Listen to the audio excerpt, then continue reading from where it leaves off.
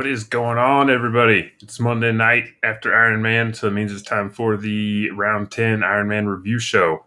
It's just me tonight. Doug kicked his own ass this weekend, hanging out, having too much fun at a motorcycle vintage motorcycle and car show. He had some cool videos up on the Facebook page. You have to go check those out. I think he might have taken some more footage. You might throw together some videos to throw up on there on Discord and Facebook to go check out, show everybody what he was up to this weekend. But he is he's worn out. He's taking a night off. I don't even know if he had a chance to watch any of the races this weekend. So it's going to be me for now, just hanging out. We're going to go over what happened. Might not be a long one tonight. We'll see. Maybe Jesse will get crazy and show up and jump on when he gets on tonight or gets home, and we'll just go from there. So before we get too far into it, just want to run through people that help us get this going. We've got BROTACO Hot Sauce over at BROTACOfoods.com. Got that code PTTG for 20% off. I don't know if he's still got any Radberry left or not. If he does, you need to grab it up because that stuff is amazing. I had some on my lunch today, had some on my breakfast today also. Did not have it on dinner. But the brap sauce, amazing things he does. Small batches, hand done, all by himself. So go over there, check him out, give him some support. If you jump on over to Discord, he's in there too. Absolutely hilarious guy. Loves hanging out. And then he's got upcoming soon a local Get Sauced Fest up there in the Northwest for all you local people up there hanging out with him. And then, of course, we got Sunstar Sprockets and Chains. Go over to sunstar-breaking.com. Use the code PTTG30 during checkout and get 30% off your order. Go over there, get some parts, sprockets, chains for your bike. Anything you need to, put the power to the ground a little bit faster on the bike. Go over there, check them out. Like I said, Doug's got us hooked up with 30% off on the Sunstar stuff. So go over there, give him support. Send Doug an email. It'll help you figure out what you need for the bike. Make sure you got the right chain and sprocket combo to do what you need. And then, of course, our own website, power2theground.com. Go over there, check it out. We got pick'ems up there, a little fantasy game every week. Go over there, play against us, pick your top 5 in each 250s and 450s. See what you can come up with, and at the end of the season, give away a little prize of the winner. And then I think next year during Supercross, we're going to have some better prizes over the course of the season for the more than just the winner. And then, of course, also we have on there the Jug Club that's starting up next month. I think November 11th is the last day to sign up for the lifetime membership where you can get in. You pay a one-time fee, get a big old jug, and you don't have to pay anything else ever again. And you get everything we put out from then on out. So go over there, hang out, check that out.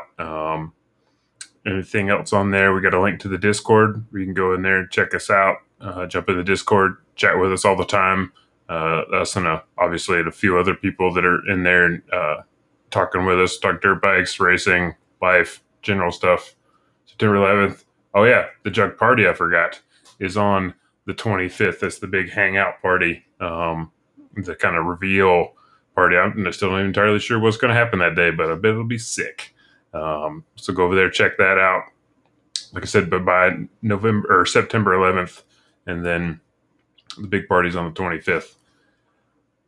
But go over there, check out the Discord link on the page, all the other stuff on there. And we got links to the Facebook and Instagram on there as well. And then, of course, big shout out to Nova Pro Media, which is novapro.media is the website. You can go over there, give them a shout, tell them hello, what's up. If you got a small business, I don't know, a hobby, anything you need to build a website for or work on your social media presence, email newsletters, all the good small business stuff that you need internet help with. You can go over there, check out Nova Pro. They're what gives us all of the technology we need to put this funky little show together. Everything running behind that, our website. They built the sweet BROTACO website, our sweet website. Again, so go over there, check them out, see if they can help you do something. Don't even just have it as a small business. If you got a little hobby, you need a website started, it can help you out. All right, so into the weekend at Ironman. The weather was pretty good this weekend. It was clearly, well, I said pretty good as far as no rain, which is a big thing. But then this weekend was I didn't even check the temperatures exactly, but it was one of the hottest ones I think probably on the whole season. A lot of the riders clearly not complaining, speaking to the heat and the humidity this weekend up there in Indiana, just really wearing them out. And I think that really separated a lot of the guys and their fitness now that we're 3 weeks into this last 5 week stretch of races. And, like I said, that when we start going over the results, we'll be able to kind of point out, if some of the guys were getting sick, which a lot of the guys in 250 and 450, some of them are sick with whatever. And then there were a lot of guys out this weekend now that are getting taken out of the races from COVID and such. So, like I said, fitness was a big key this weekend. If you weren't feeling hot going into this one, you just weren't going to do that well. And then some of the guys were able to just power through it, deal with it. When we get to Eli, and we talk about the 450s, he was one guy that really just clearly was able to work through it. Let's see. Oh, and Doug's saying he's 3 hours east of Crawfordsville, Indiana, where Ironman was this weekend. 105 degrees and 90 to 95% humidity there. That's not chilly weather. That's not anything most people want to be out riding an hour's worth of dirt bikes at 95 to 100% of their capacity in either.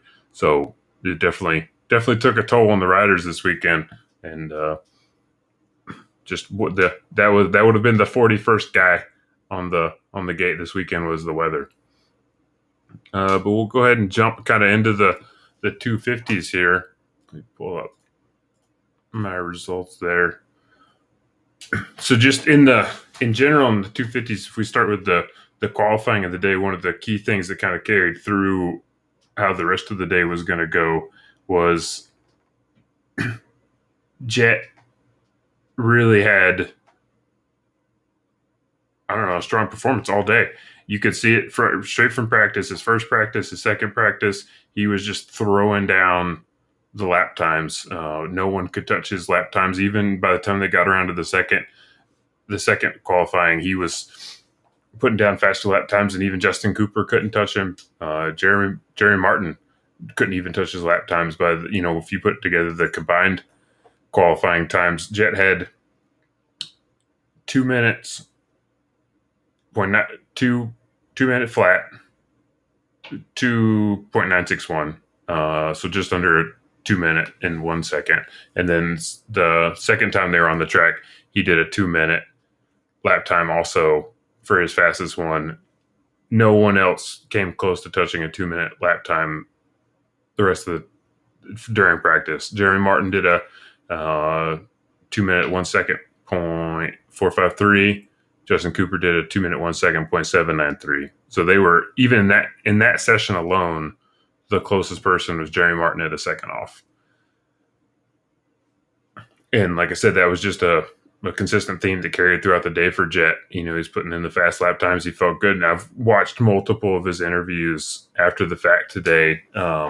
And every single one of them, he genuinely seemed surprised by how quickly he was going all day in his qualifying times. And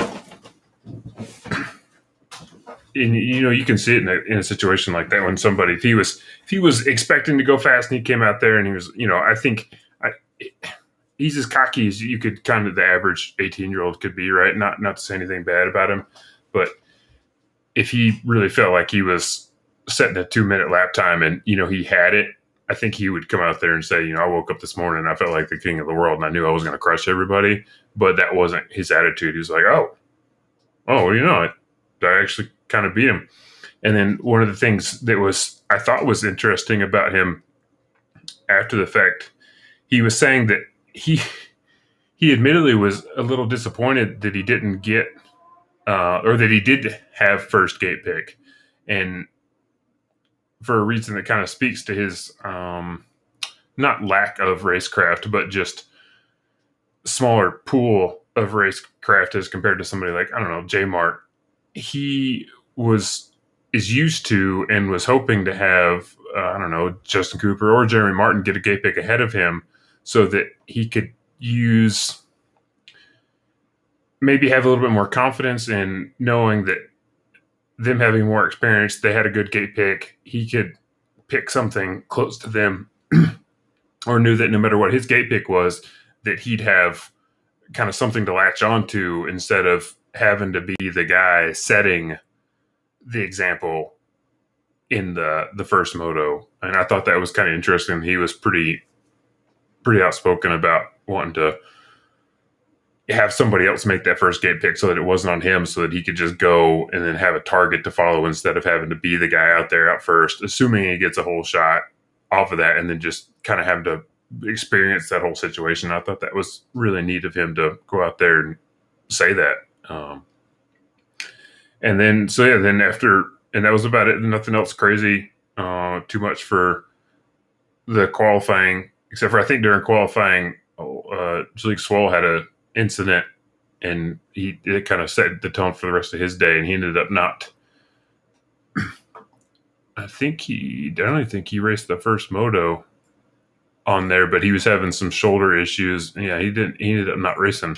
I think he pulled out. He went out to the line, and then his shoulder popped out right there. You can see it on the broadcast right before the first moto. He ended up not even starting the first moto technically. Yeah. Just go right there at the doghouse. Just go for it. That is one way of doing it, Doug. One way of doing it. Yeah. So in the first moto, surprisingly, not so surprisingly, in general, Yamaha gets the whole shot with Jay Coop, but after his mediocre-ish qualifying sessions for him, he ends up getting the whole shot. We had Voland up front, which was kind of exciting. He was credited with a third on the start of the first moto, which is kind of cool. You know, he's had some hit and miss motos over the course of the year, from leading when were at Fox Raceway at the beginning of the year to Millville. He was up front for a little bit, and a few other ones, but now, he was back up there and he was doing great. But then Jet was right there with Volan in third around there, and it was really kind of exciting to see that little battle getting set up already, because you knew we went into this race with the points deficit being 3 points between Justin Cooper in first and Jet Lawrence in second, and you knew, I knew that going into this race, Jet couldn't have a bad start like he's had in a lot of other motos. He needed to be right there behind Jay Coop to latch on to him or start in front of him. Elsewise, it was going to be just an unnecessary uphill battle, literally and figuratively, because Godzilla's a giant hill. And so, seeing them there at the front, you knew that was kind of exciting, because the race was on with Jet right behind him. And then within camera shot for the first lap or so, you could see Jeremy Martin right there behind all three of them, and it wasn't long before they get around Volan, and it turns into Jet and Justin Cooper and J Mart. But then also the first moto, there were a lot of interesting names up there in the top 10 that you wouldn't normally see. Like we had Ty Masterpool. I mean, he put in a good ride last weekend on that gas on his relatively privateer effort. Brandon Scherer was up there. Kilroy, the young kid on the Suzuki, Preston Kilroy on the Suzuki, who was just at Loretta's a few weeks ago. He was in the top 10, and even Jerry Robin was up there. So I wasn't able to find anything or go back and see it, but I'm assuming something happened around the first corner or first couple corners of it, because guys like Fortner and Hunter were back in the 15s-ish. And, they were not in the top 10, and to have a few guys like Masterpool and Robin even up there in the top 10 it was kind of interesting to see that distribution of the guys in the field.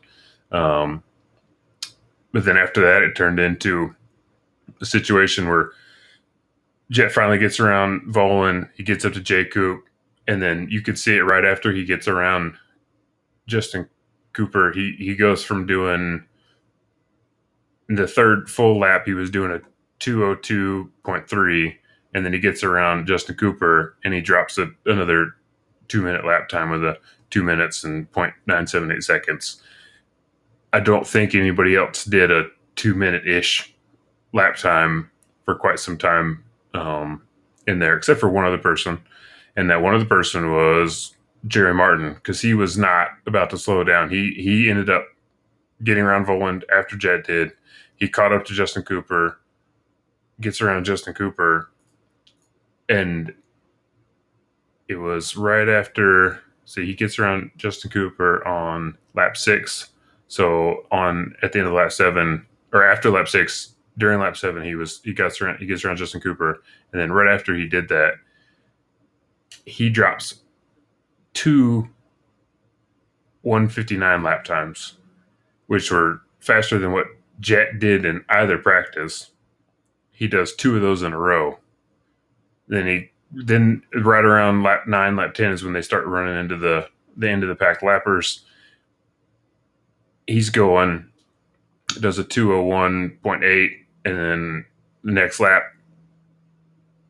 they got good footage of it. I don't know. I might be able to pull this up on Instagram or something in a minute, but he ends up going over, jump, lands, gets a little sideways on a landing, gets flung off the bike, and breaks his wrist. And so not only is he out for that moto, he's out for the rest of the season now. And there's some implications there about what that could mean for Justin Cooper, hopefully having some help stealing some points away from Jet in there. Because there was a point where it looked like Jet or Jerry Martin passing Jet would have been Justin Cooper's only hope as he was fading back in this moto from keeping Jet from getting any more points. But after that, that's kind of how that race went for the top. Jet just checked out, finished first, and then Cooper finished in. He finished fourth in that moto. Yeah, he finished fourth in that moto. Then we had some fun battles behind those guys, though, with Shimoda. Mosman were up there. They get second, and Shimoda gets second in that moto. Mosman gets third. So that was kind of exciting to see some different guys on the podium for the first moto. Not that they really do the podiums for individual motos, but, it gets top 3 in a moto. Fortner ends up, he was in 12th, climbed up to 5th. RJ had a crazy start in that moto from 32nd to 13th. And then, Hunter Lawrence, as far as championship-ish, top 5, he ended up in 12th that moto. Nothing crazy. But then the other key point about that one that I thought was really exciting was Dylan Schwartz and Preston Kilroy, both on Suzuki's, finished 9th and 10th. So we had the 2 factory-supported, privateer-ish Kawasaki's finished in the top 10 in the first moto. Or Suzuki's. I did not say Kawasaki. The Suzuki's finished in the top 10. So that was good for them and that team. And then we move on to Moto 2 real quick. Wasn't a whole lot going on out there outside of some key points with Shimoda. Got the start. He got a good start. He was credited with a 5th in the first moto, and like I said, climbed up to 2nd. And one of the big things with Shimoda was he has been really honest about just truly saying, I think he's even used the word suck, about his starts just sucking and not being far from excited and not happy with his starts. I think one time he even said in an interview that after, or maybe it was an Instagram post, he went up to his team after one of the motos and just said, "I'm sorry, I messed up the start." It's not like Mitch came up to him and was like, "What happened?" And Joe just walks up and says, I'm sorry, I messed up the starts. I should have done better. I sucked." But something happened. I think he said that they had in his podium interview later that they made a change on the bike, and I didn't quite hear what it said, and I didn't have a chance to go back and listen to it. But there was some sort of, it sounded like he was alluding to some sort of significant change more than just a couple clickers, the elusive thing that they're always chasing that really helped him get the start. But anyways, he gets the start. He's up there leading the race. He gets the whole shot on there, and he's up there leading. And then we had Jet in second. Tyler Masterpool was actually in third around the corner, and Justin Cooper, he was credited with the third at the end of the first lap or whenever they want to do that, but he was in fourth going around right there with Masterpool. And just Cooper obviously knows he needs to get around Masterpool, and he does that. He could not afford to let Jet get away. And at that point, being Joe in first, Jet second, just Cooper in third, he only had a 4-point deficit to Jet going into that. And if Jet were to gain a spot, Justin loses another one. It turns into actually what we end up with, which is they finish the race. Now, after this weekend, they went in. Justin Cooper is 3 points ahead. Now he's 11 points behind Jet. But back to the moto, we had Shimoda, even though he's up there battling with Jet gets around him second. And then RJ at that point had actually gotten up there in the mix too. And he chased down Justin Cooper, got him, passed him. He was in third. Folan was still up there on this one. He was in fifth, so he was doing great this weekend. Folan, he was doing great, but then his bike just gave out 2 or 3 laps left to go. And he didn't really get a good finish. So I think he finished 7th first moto, was credited with 29th in the second moto, even though his bike broke just because so many people pulled off in the second moto from heat and injuries and everything. Hunter Lawrence still, even halfway through the moto, was only up to 11th, and he ended up with 9th overall in that moto. Yeah, there just wasn't a whole lot going on in that one other than it was exciting to see Jet up there. There was a moment where RJ was, let me pull up the lap chart for that. RJ ended up catching up to Shimoda, and that was a really exciting battle for a little while, or it looked like it was going to turn into a battle because we had, let's see, pull this up, because they were going back and forth, and they were right there with each other the whole time. And then RJ ends up catching Shimoda. RJ gets second, Shimoda gets third. But even after RJ gets around Shimoda, he did not just let him have it. Necessarily, was lap 13 is when he made the pass, and he was still right there on him for a little while with it. He didn't let him go, and he put in the fight, and I thought that was pretty exciting to see Joe get the start, a good start 2 motos in a row, the start the second moto, and still have it out there. He didn't get up there and fade back. He got up there and he fought for it. So, and the key thing from these motos for the 250s was Jet outright beat Justin Cooper this weekend, and he did not need that, especially with his teammate going out to potentially help with the points deficit there. 11 point gap going into a track that Jet did really well in at the beginning of because that's where we started it out, and he went second in the first moto, first in the second moto at Fox Raceway, and they're going back there again this weekend. And Justin's said he's been feeling sick and off ever since we came back from the 2 to 3 week break. And then I think he hurt his hand at the Washougal crash and didn't really go out there and get super public with it. But I've heard I think Mathis has said, and a few other guys have said, he hurt something and just never was super open and upfront about that. But then he has been open and upfront about being sick the past couple weeks, and that's obviously not really helped him out too much. Just not having it, especially in a track, the weather like it was this weekend, that'll kick your ass, especially if you're not feeling it already. So he had a lot to deal with there, and couldn't couldn't put it together, but hopefully something turns around this week and he gets it back together and the weather's not going to be there to beat up on him again in California. Because if he lets Jet walk away with another 1-1 next weekend while he's running 3-3s or 4-4s, it's not effectively over because, I don't know, Jet's had some multiple bad rounds, but you could also say maybe he's got his bad luck out of the way. And, by the time they go into Hangtown, if it's a 15, 20-point deficit, you pretty much have to hope that Jet wrecks out or has a bad round. But we'll see. We'll look at the math after next weekend and see what the likelihood of, based on Jet's performances this year, if Hangtown's going to just beat him up. We'll see. But we had, so the overall finishing order for the weekend was Jet in first place with the 1-1, Joe Shimoda second overall with the 2-3. You could see he was really excited on the podium, and that was really cool to get to see him experience that. Justin Cooper was 4-4. Michael Mosman finished 3-6, and he actually,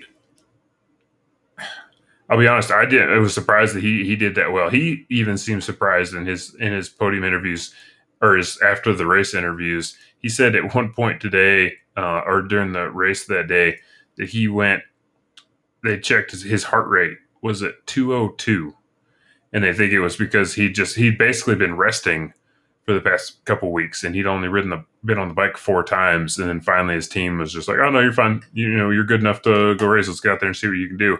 And he went from off the couch to racing in one of the hottest days that they've had. And his heart rate hit a 202 out there, and he still pulled off a 4th overall, which is absolutely amazing. And then Austin Forkner got a 5th overall with a 5.5. Solid on the day. RJ Hampshire, 6th overall with 13.2. And then, like I said, big shout out to Ty Masterpool on that gas. He got 7th overall this weekend, which is pretty exciting. Ahead of some, he beat out Hunter Lawrence.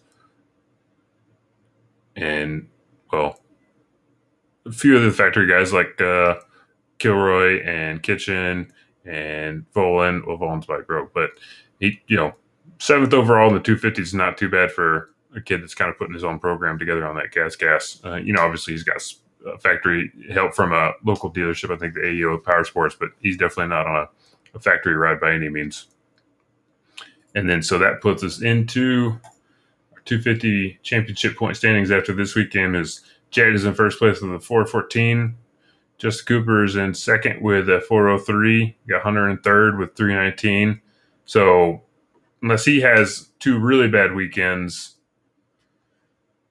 he's pretty kind of set in place for third in the championship, which will be cool to see 2 brothers get first and third in the top 3 for a championship in a year. RJ is within striking distance at 300 because J Mart's 307, but he's not coming back.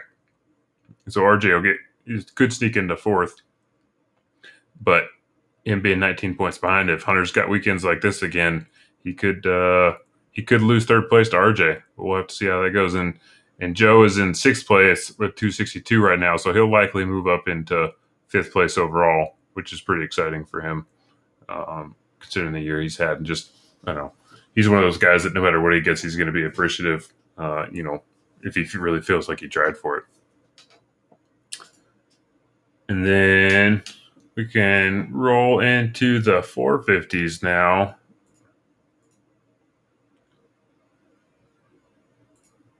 Let's see.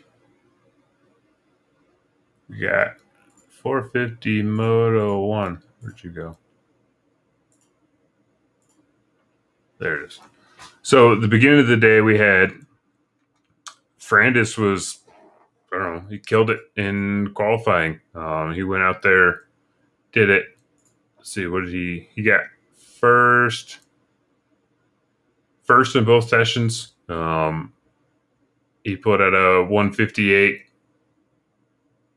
in the second session and a 159 in the first session, and each session was at least a second ahead the second guy, which in this case was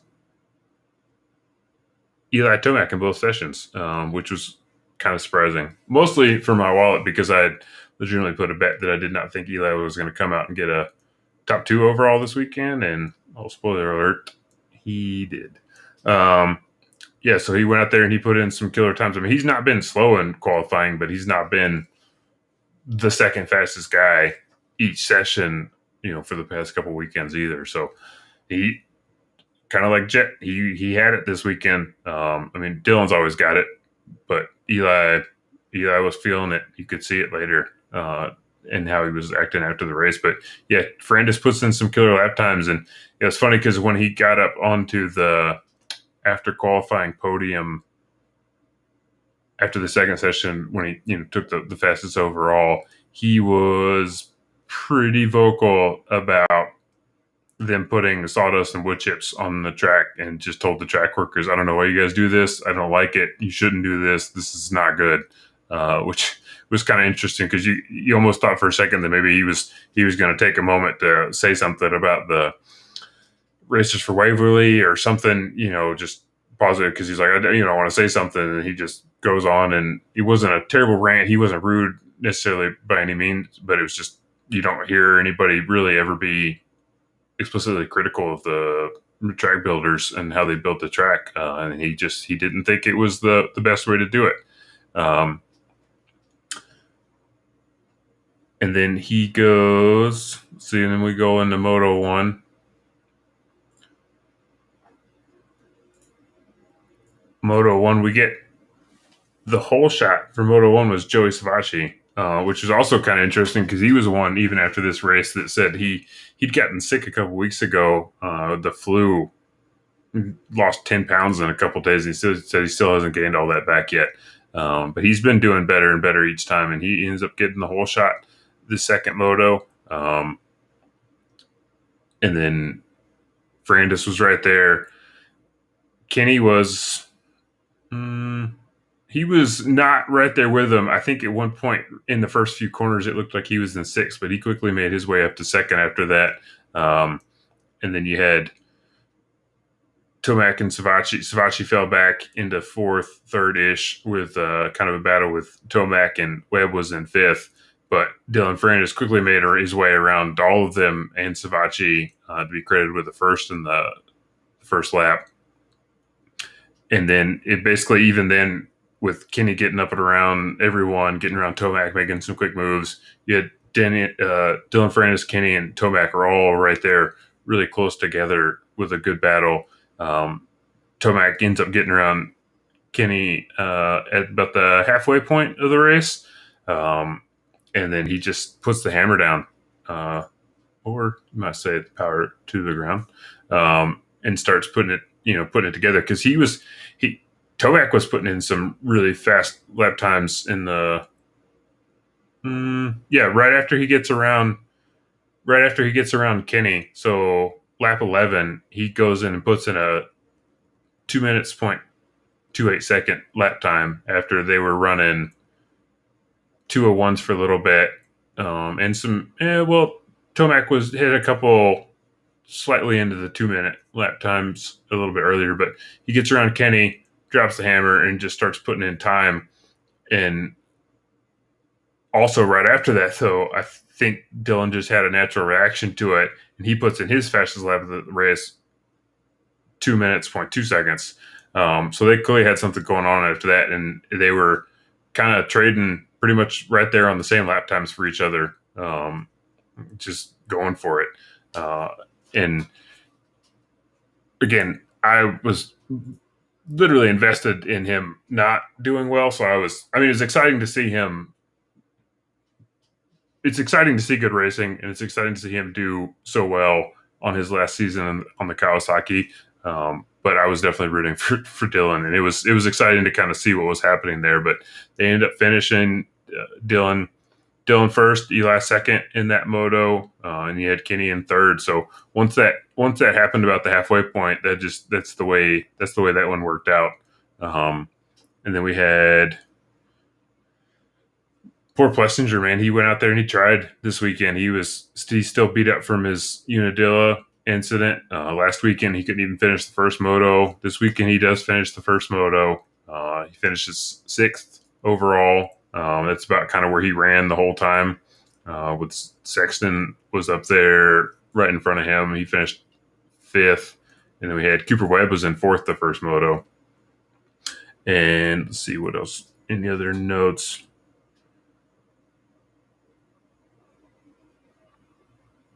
No. After the first moto, though, the Dylan did say he admitted that he suffered physically and didn't have the power to push. Those lap times kind of would say otherwise, but that's just a testament to his ability to kill it. Even when he's not feeling it, if he's able to go out there and kind of do those lap times to push that hard, when after the fact he immediately says, "Oh, it was tough." And a guy like that's not one to say that it's ridiculously tough, but he did have. He also seemed when he pulled off the track at that moto when they were going through the side, he really seemed ecstatic and kind of he was looking for Tomac because he knew he was right there. He seemed excited that there was a battle there and that he got to kind of have that battle with Tomac. It's what it seemed like. But he definitely seemed kind of happy. And then, once he got into the interviews, he was talking about how tough it was.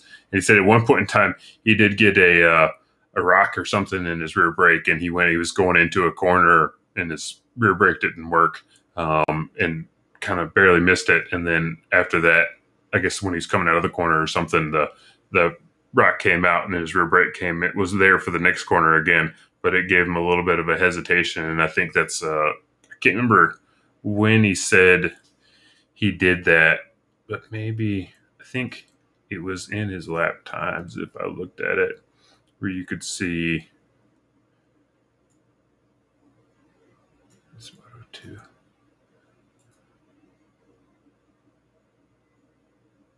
That might have been right before he's at the last fastest lap time, because he had a little bit slower laps there for a second because he was running 2 minutes and then he slowed down a little bit, but that could have been lappers too. I just really don't remember when he said he ran when he had that rear brake issue. But he got lucky with that. The point of that story is that he got lucky. Something could have happened there that could have messed up the bike. It could have taken him out if it was something other than a rock in the brake for just a corner that slowed him down. And then Moto 2, we get into Moto 2, and Ferrandis and Webb are going for the whole shot right off the bat, which is kind of exciting. So Webb clearly had something figured out for today. He was up there battling with and fighting the top guys, not just fighting for 5th or something, kind of taking advantage of the fact that Barsha and some of the other guys are out, like Marv. But he was up there. He's been getting those whole shots. He's been up there keeping it strong on that KTM, pulling the whole shots, fighting for it. But he's up there with Ferrandis fighting first. Tomac, again, got another great start. I even had in my notes this is going to turn into a battle for first with Tomac and Ferrandis, and keep it exciting for the rest of the moto. And Webb ends up he's up there with second for a little bit, and then there was a moment where after the covered bridge, when they go under the pass there, they were going to the corner, and Webb made a killer pass on Ferrandis. And, I kind of wondered right then and there at the beginning of the moto, crap, Ferrandis just whoops from the first one. Is this the sign kind of what happened to Justin Cooper, where he's just going to fade off, and maybe Webb, I don't know, had a turbo snack bar or something with the last one. He's just going to take off and see, maybe until Tomac catches him. But that didn't last long. Dylan Ferrandis gets around him a little bit after that. And then, let's see.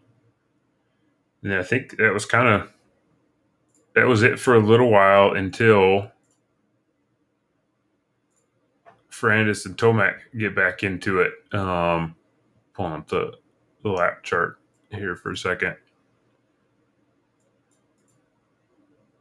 Yeah, and Tomac actually gets around. I'd missed this in my. Oh yeah, I forgot about this. I missed this part in my notes. So after Webb gets around Ferrandis, Tomac actually gets around Ferrandis too, and that's why I was thinking, oh, maybe Ferrandis is going to fade back. And Tomac was in front of him in front of Ferrandis for a couple laps, and then Tomac catches Webb, and then Ferrandis catches Webb, and then it stays that way for a little while. I completely forgot about that period of time where Webb stayed up front, and then Tomac caught him first before Ferrandis did. And then I don't think Ferrandis ever really caught up to him too much after that, because at one point in time in the second moto, this was at the beginning, right after Tomac passes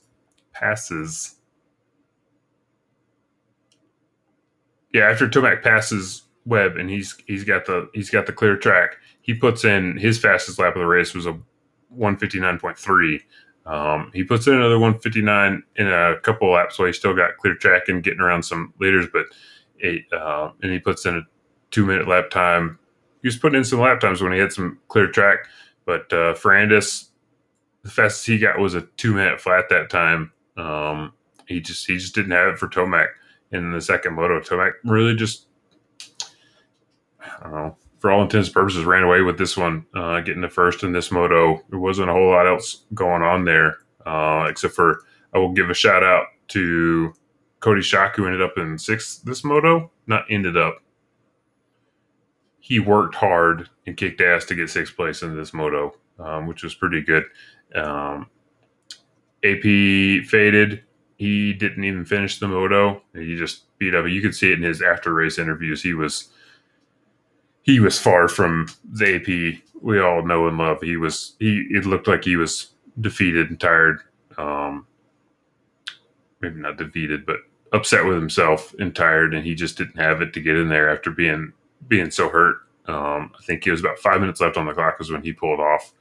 And yeah, there just wasn't a whole lot else going on with this moto. It was Tomac just took over, took control, owned the race, got out there, took advantage of feeling good, and maybe everybody else not.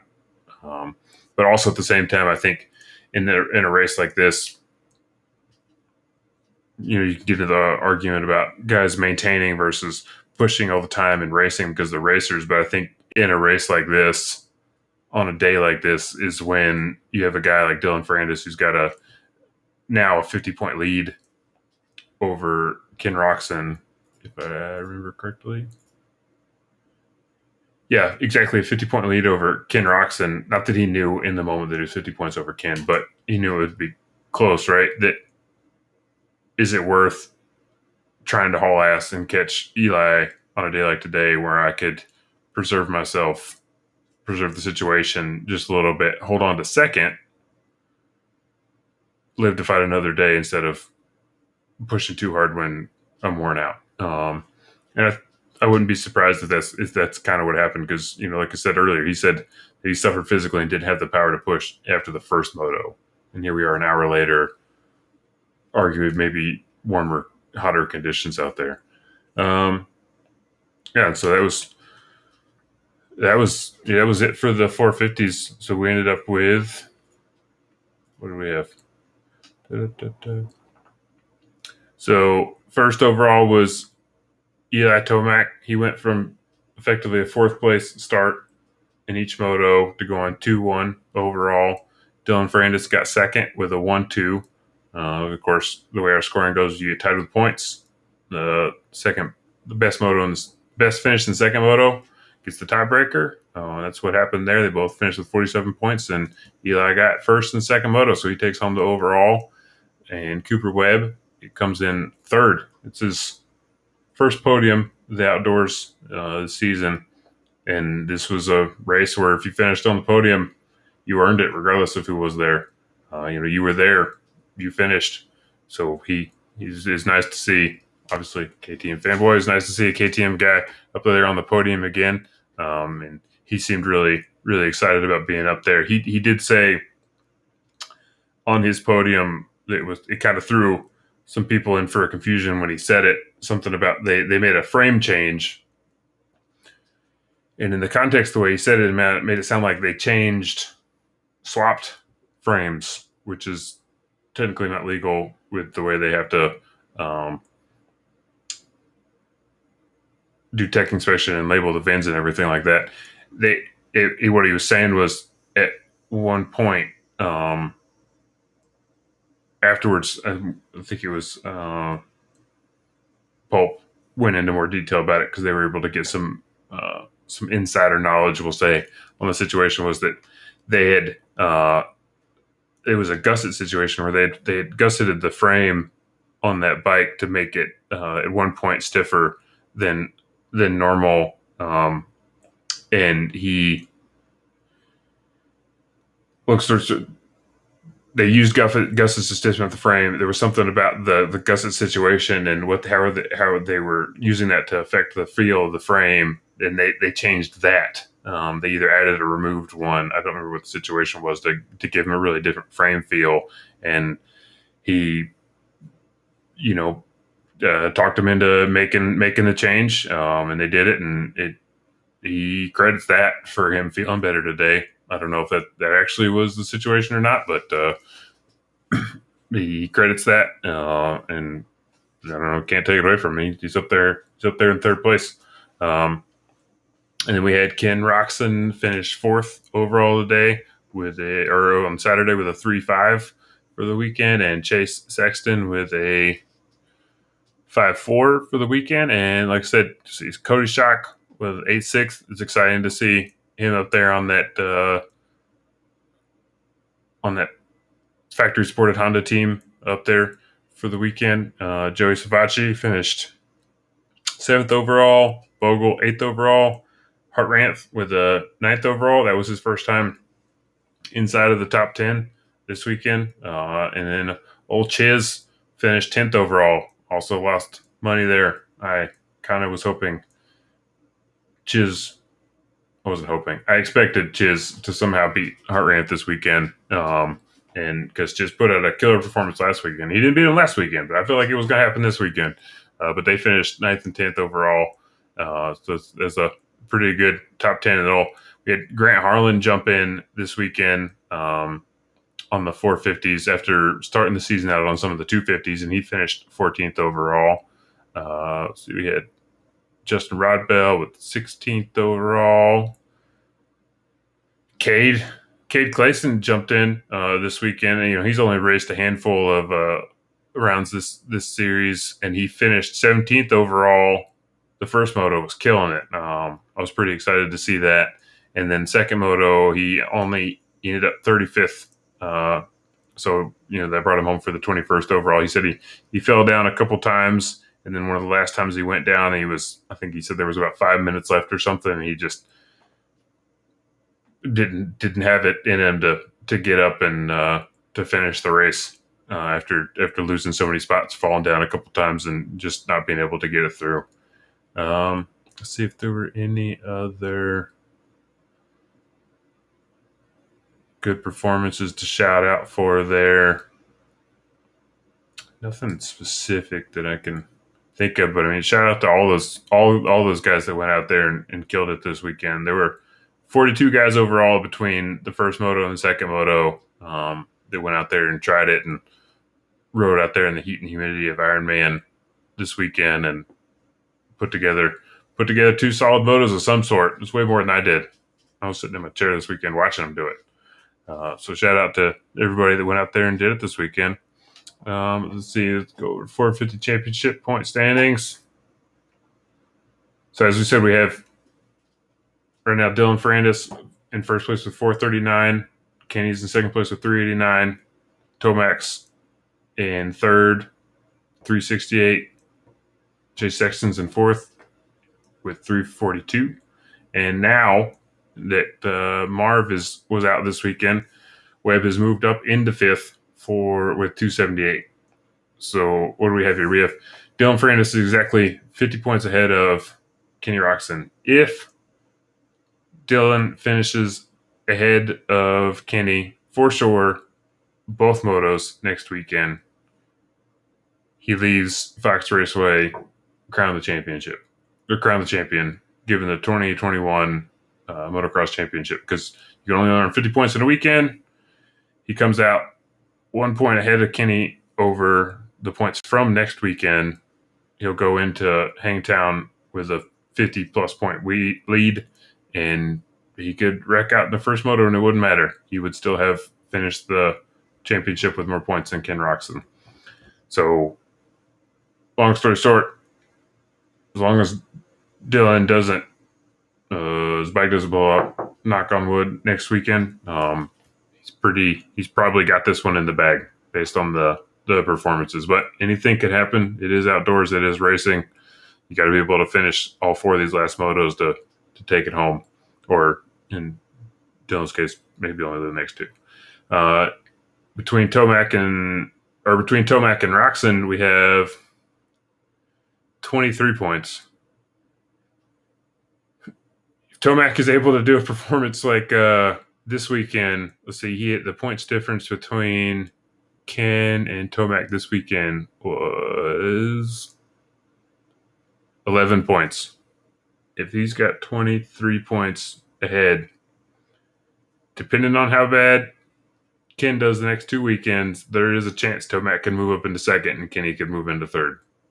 It's not likely, maybe, necessarily, because you can't say the trend of 2 weekends or the situation over 2 weekends causes a long enough trend for a really good prediction, but it's just proof that based on the situation and what's happened the past couple weekends, it's within the realm of feasibility there. So that's kind of an exciting thing to watch, to see what Tomac has and what Kenny may or may not have going into these last couple of rounds.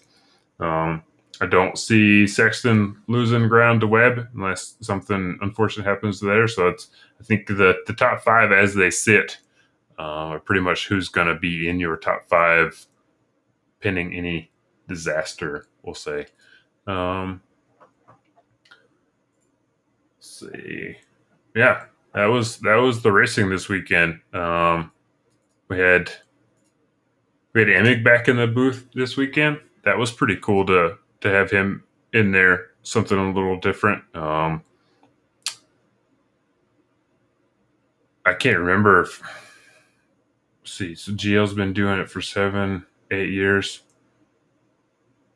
I don't even know if I can recall any actual memories from watching an outdoor race and hearing Emig call them live. It was long enough ago. I can't remember what I ate or what I did last week, much less remember who was calling the races. Some of the races 7 or 8 years ago. No, I don't think I can. But it was exciting to see him back in there. He got called in on short notice, and he gelled really well with Weege. I mean, they did it for years before, so that was, it's not like anything new. But for him to get a call in the middle of the week, I think he was in New Orleans at his daughter's concert or something at the House of Blues.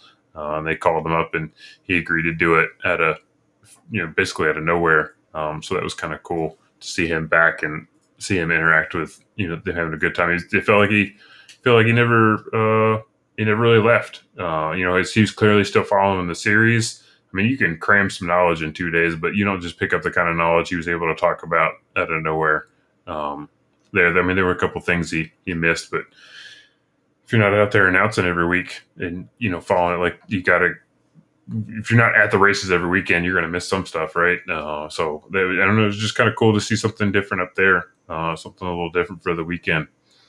Let me think if there was anything else super crazy about the weekend.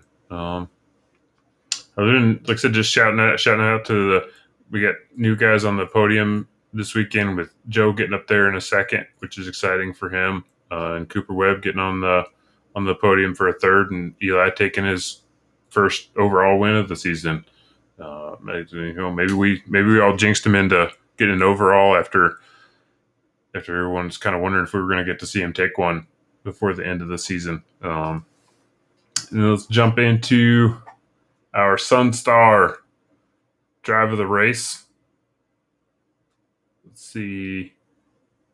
We had Tyler Stepik with a total of 26 positions gained in the 450s. He went from 39th in the first moto, 23rd. And in the second moto, he went from 25th to 15th. It's almost like he started where he left off in the second moto and then just kept going. It would have been cool if they did it that way, but that's technically not how the starting positions work. Yeah, shout out to him. He's out there. Looks like he's from Mount Airy, Maryland, on the Kawasaki KX450. Just killing it. Fantasy hero. And then we got in the 250s, we got Dylan Schwartz with a total of 33. And like I said earlier, he finished 10th overall. He got 9th in the second moto, or no, 9th in the first moto, and 13th in the second moto. 10th overall. Shout out to him. He got 10 in the first moto. That's what happened. So shout out to him. He got the 33 points. He went from 23rd to 9th and 32nd to 13th. That's a pretty good drive in the second moto out there in the heat on that track in one of those 250s. And then I'm gonna have to give my sausage moment to old J Mart. I mean, there was some pretty spectacular crashes. But J Mart's, as far as the implications for him and for what that could do for Justin Cooper needing help in the championship, I think J Mart and his poor little wrist injury definitely probably the sauce moment. Doug, if you're still watching, probably from your bed, maybe the toilet. I don't know what you're doing. Maybe you're eating your pizza with your wrap sauce in the kitchen trying to get some energy back. If anybody's got an idea for what their sausage moment was, let me know. But I will say my runner-up was old Jalik Swole. He had a killer video. Let me see if I can find this. He had a killer video. He was maybe not supposed to be doing this whip. But I was like, I'm just going to pause this. And then we're going to share this because it's Instagram. I think I can get away with it. Yeah, Coda. Yeah, when he went flying off the bike, I think I can share this without the internet yelling at me. Let's see what we got here. Do that. Does that do it? Nope. That one. Yeah, I'll hit play on that. He just maybe could have wound that up a little bit. He's just going. He keeps going a little over the bike. What was it? His comment, gave my girl a hug, but she didn't hug me back. I don't know if that was just a joke, but it definitely looked like he may not have been gripping the bike with his knees like he needed to. But also, that is a thing on a motorcycle that I cannot do. So, give him props to trying, but also at the same time, I don't know. Don't know if I can say I'd be throwing whips like that in practice or before the race even starts. So, but props to him. I'll voluntarily give him. Oh yeah, there he goes. Doug says Swole for sure. We'll give him the highlight on that one. I think there was another angle of that video too that it's hard to watch. I think there was another video. What was the other video? Oh, let's see if we can find J Mart's video. That's what I wanted to look at.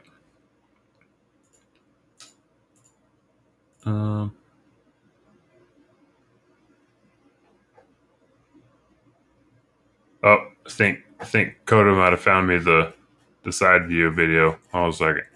I'll pull this up. I know I shared it in Discord the other day. Oh, that's the same one. Oh, here it is. Is it still sharing? Oh, let me change my. Check this out, too.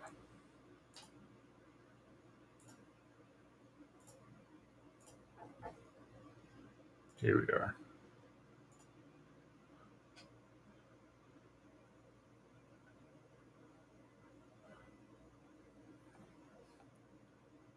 Ooh, just you can imagine from that angle too. He just landed on the bike. It was hard from the first time I watched it. It took me until half a second left to realize what was happening because you can't see what he's doing with his left leg. And yeah, that was tough to watch. Tough to watch. Yeah, let me see if I can go back to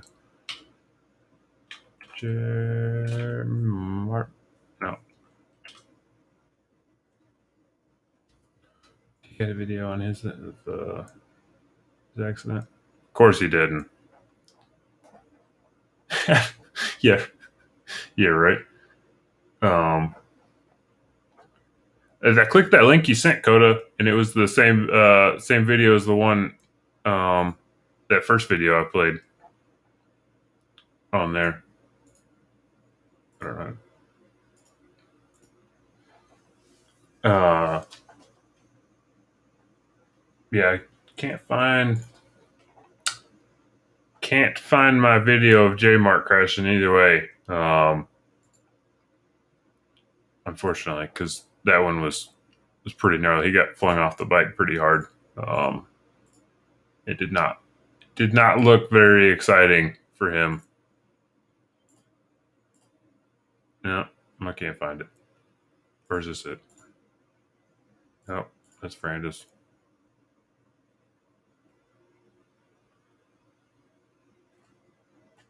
Bunch of Brandis videos. Anyways, if I find it, I'll put it up in the Discord later. Yeah, J Mart did not agree with the ground too well there. Yeah, I think that's about it for the race this weekend. Oh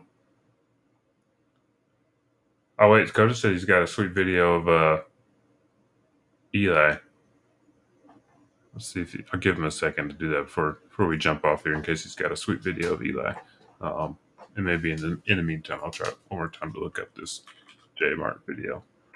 Let's see what I can find. Yeah, I think overall, this wasn't a bad weekend.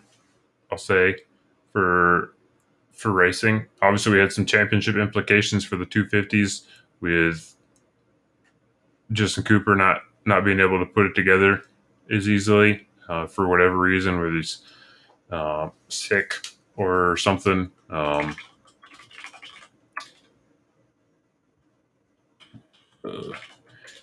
Jet coming out 11 points ahead.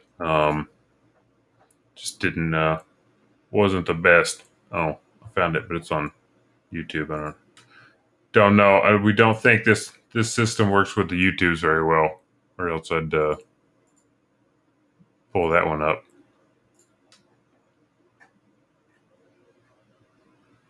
Oh wait, what is this? Oh, I can show this screen. Here we go.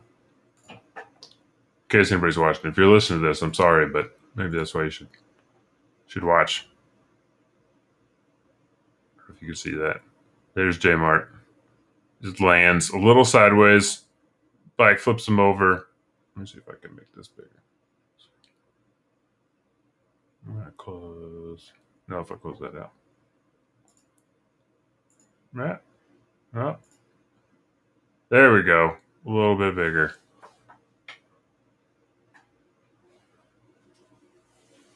Yeah, so here we got J Mart comes in, lands a little sideways. Bike flips him over because of the angle he landed on. And he just lands and hits his wrist, man. He was not excited about it. You could see when they were putting him on the mule and everything, he was not in the best mood.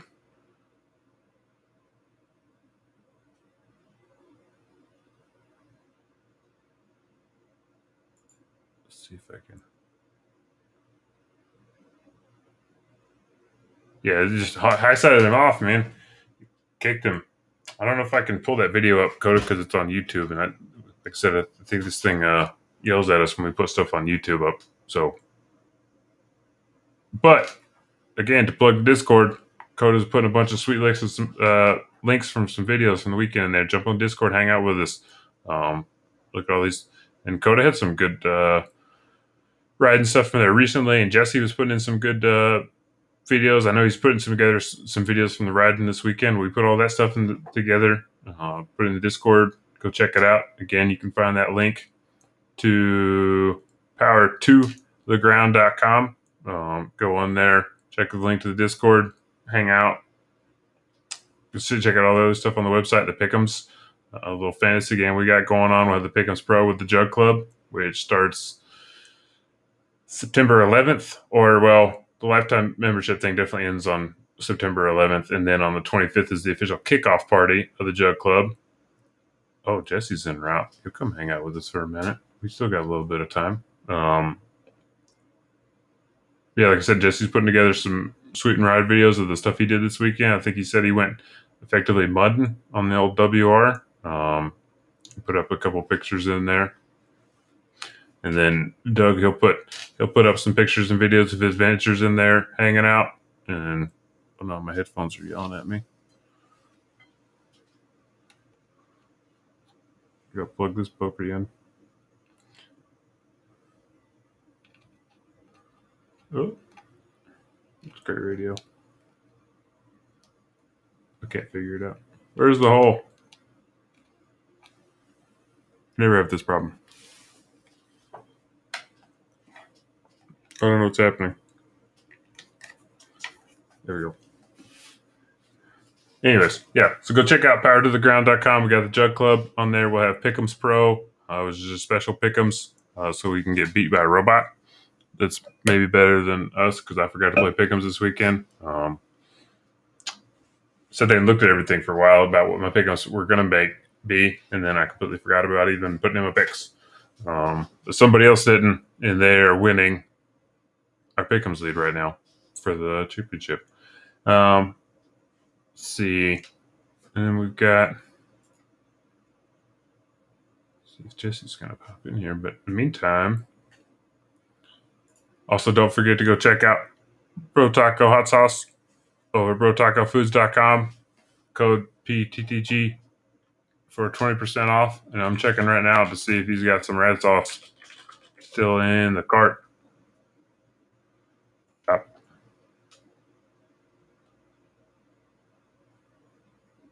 Bradberry, still there while supplies last.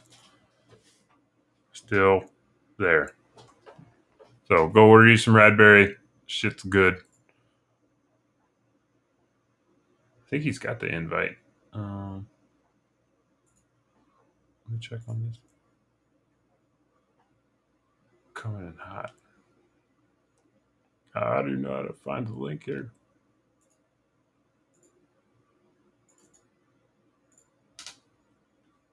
Oh, just in case.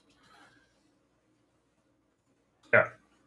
So, BROTACO Hot Sauce, BROTACOFoods.com. Go over there, check that out. Hit him up on social media. It's a hell of a good follow on Instagram. Always got some sweet videos on there. He loves the old school skateboarding videos and moto videos and surfing videos and food videos.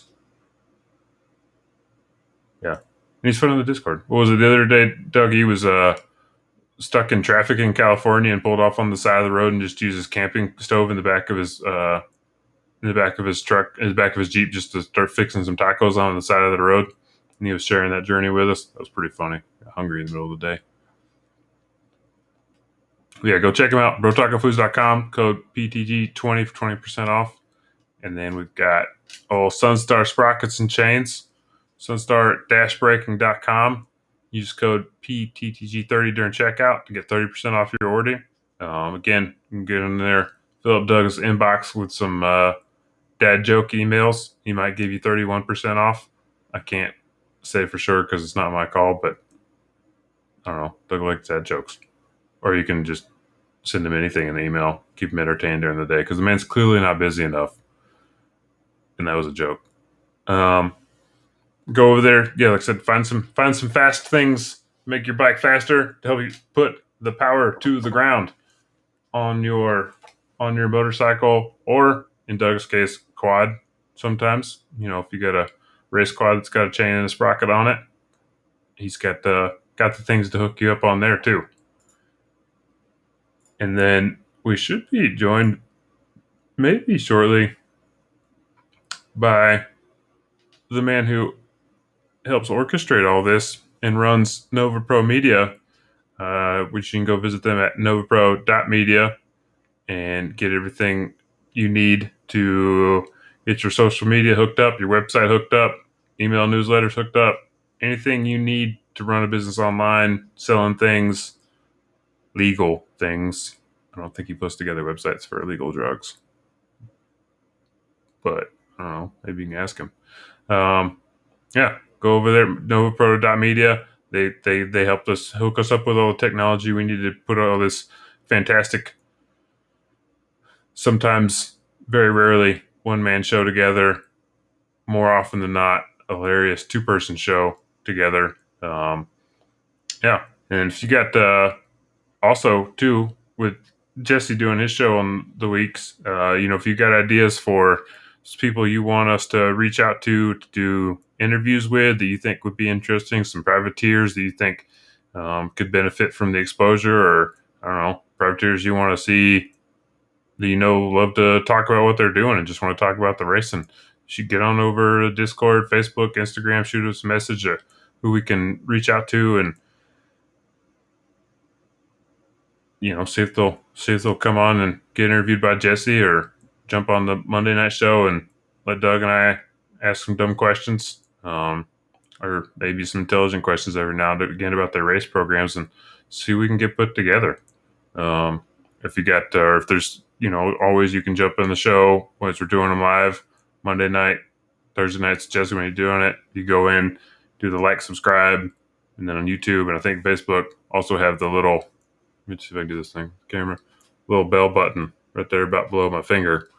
We get the notifications rocking and rolling for when we've got shows scheduled to go live or when we do go live randomly like Doug does on the weekends sometimes when he's at antique vintage races watching old-ass cars go around a horse track in the dirt. It's pretty exciting. Yeah, I can't really think of anything else. But we appreciate you guys hanging out, watching me stumble through race results for an hour, hang out, and give you an update on what's going on. But pretty excited to see what happens these next 2 weekends. 250s next weekend could be really,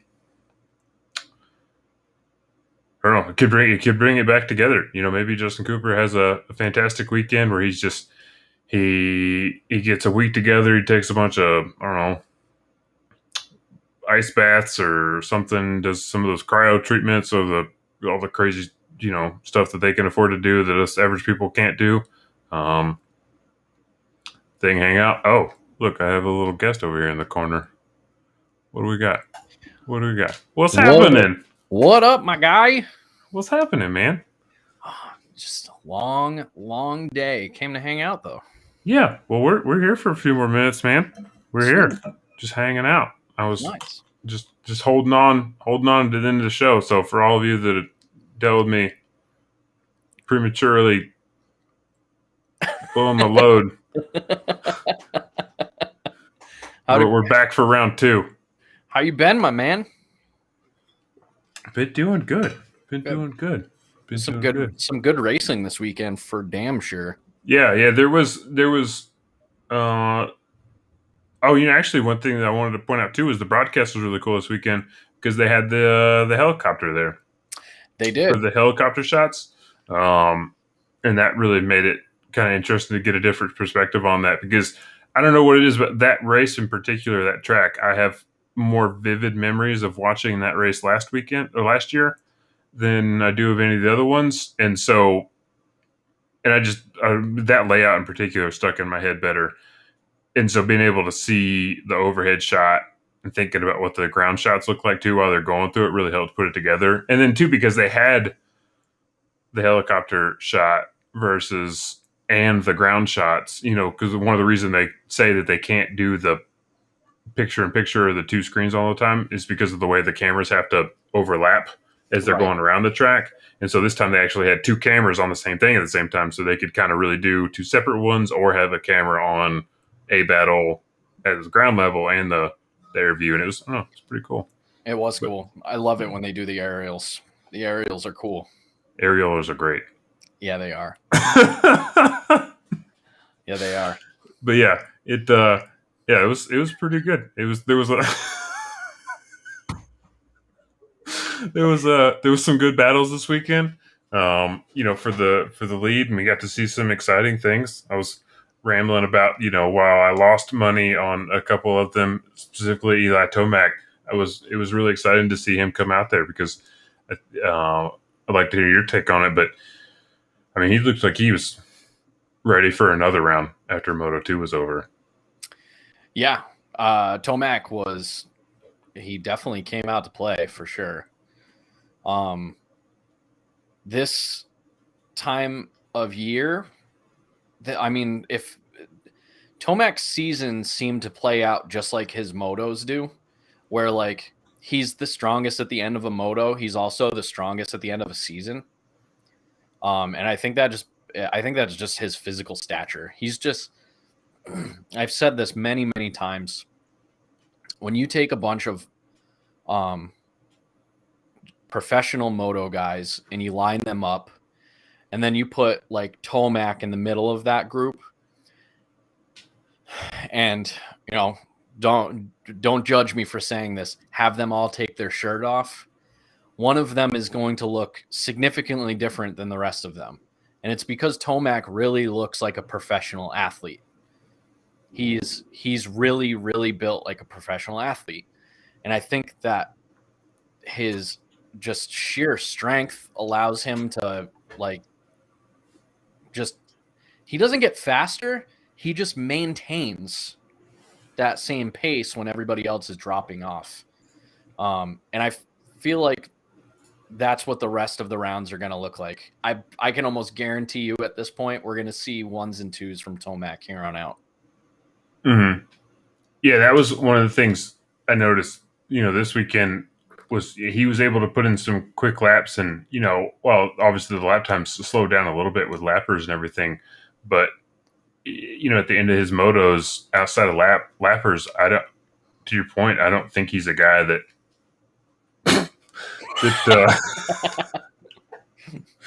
I don't think he's a guy that, really just slows down outside of needing to slow down because of what's in front of him. I think he might be a key exhibit, we'll say, in the fast twitch versus slow twitch kind of argument, as far as like the diesel guys versus the guys that are able to just jump out there and do the explosive laps right away. Right. And yeah, so that, and yeah, just to reiterate your point, and if that is the case, later in the season, if he's able to maintain X-1 consistency, like from the beginning all the way through every single time, able to repeat it over and over and over again, and then have some where he's able to do X+1 if the conditions are right, while as everybody else is maybe they'll have their X+1, X+2 days, and then they'll have X-5 days. Right.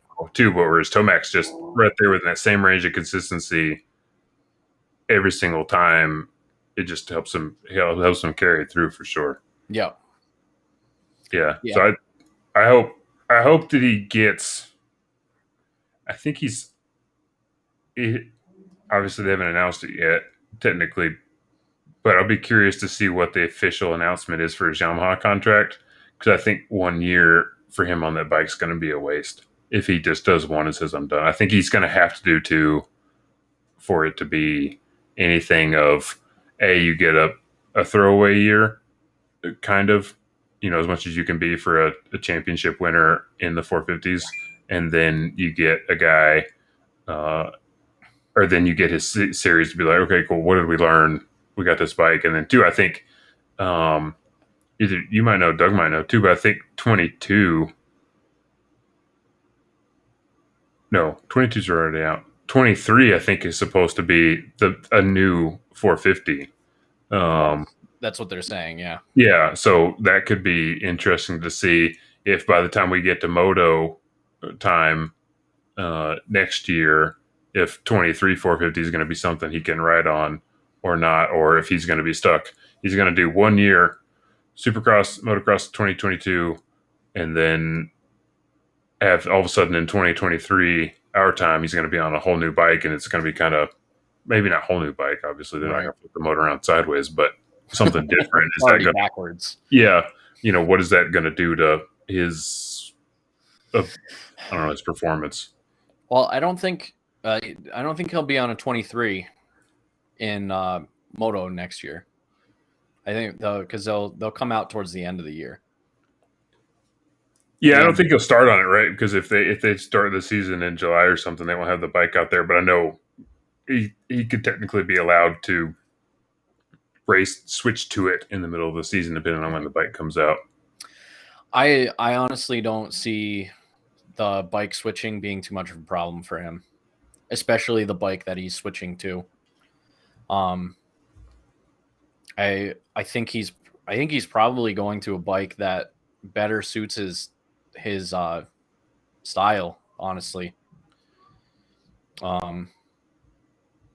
I'd be very surprised if he didn't just straight out maybe even in Supercross, straight out of the gate is competing for a championship even on a new bike.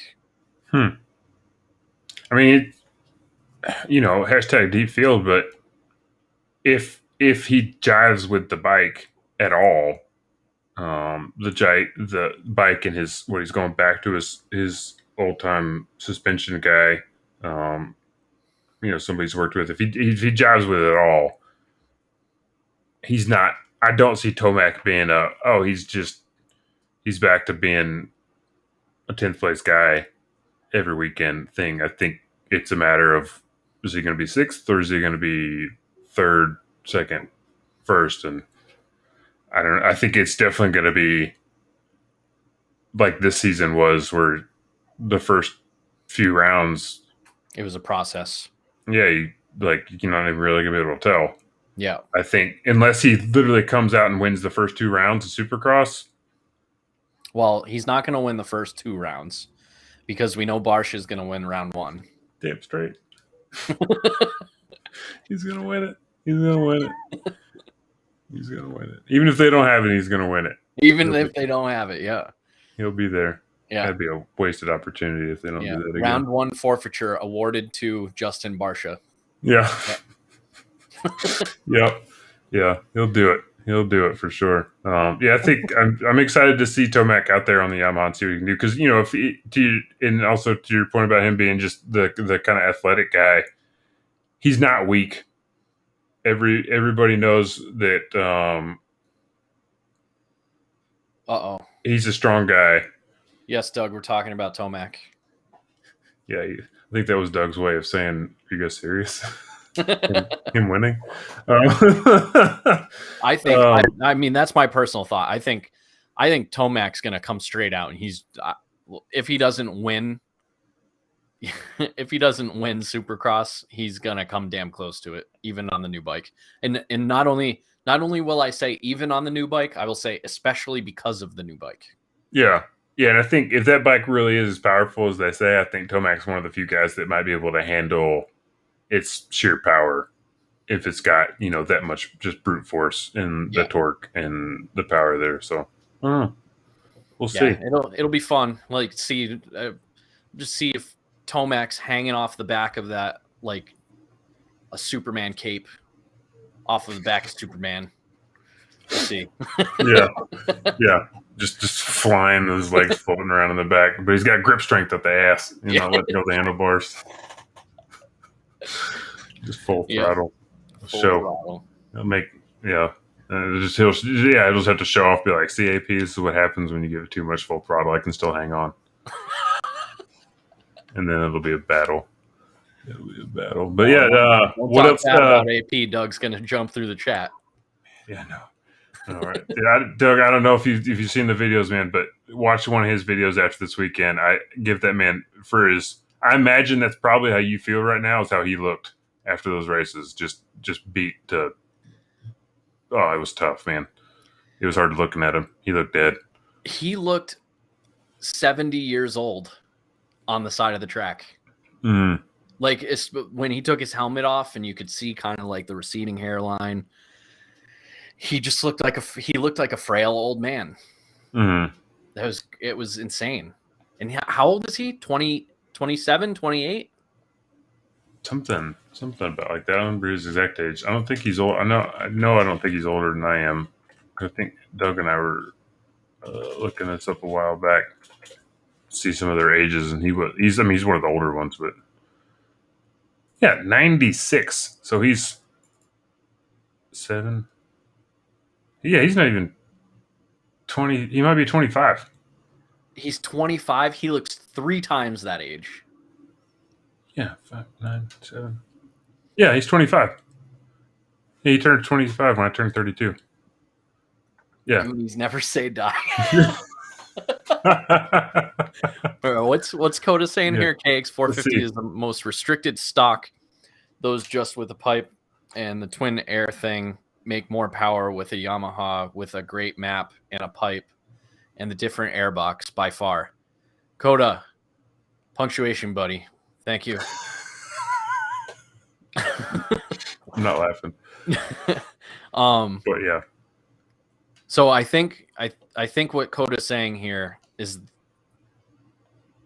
the Yamaha is gonna blow the KX out of the water as far as power goes, and Tomac riding it. Maybe. Are you? Or is he saying the other way around? I think he's saying the KX is actually more powerful than a Yamaha with the same upgrades. He said, "Oh, continue eating your cereal, Coda. You're excused." Is it breakfast time? No, it's breakfast. It's Brenner, man. I mean, I'm just jealous, Coda. I'd eat some Cocoa Puffs for dinner right now if I could. Oh man, to be young again, right? Yeah, right. Yeah, I mean, So yeah, poor AP this weekend. I mean, he's effectively kind of done-ish for the championship. Just props to him for keep coming out. Like, I made a point earlier that he last weekend he barely finished Moto 1. This weekend he finished Moto 1, barely finished Moto 2. Because you're a guy like AP doesn't pull off with 5 minutes left on the clock unless you were dead. Right. It just, yeah, you don't. So tough for him. He's hurting. Yeah, between him and J Mart, there was definitely some metal balls jangling around. Yeah, sure. Yeah, just beating up on those gas tanks. Yeah. Oh man, yeah. So, anything else 450 wise stand out for you this weekend?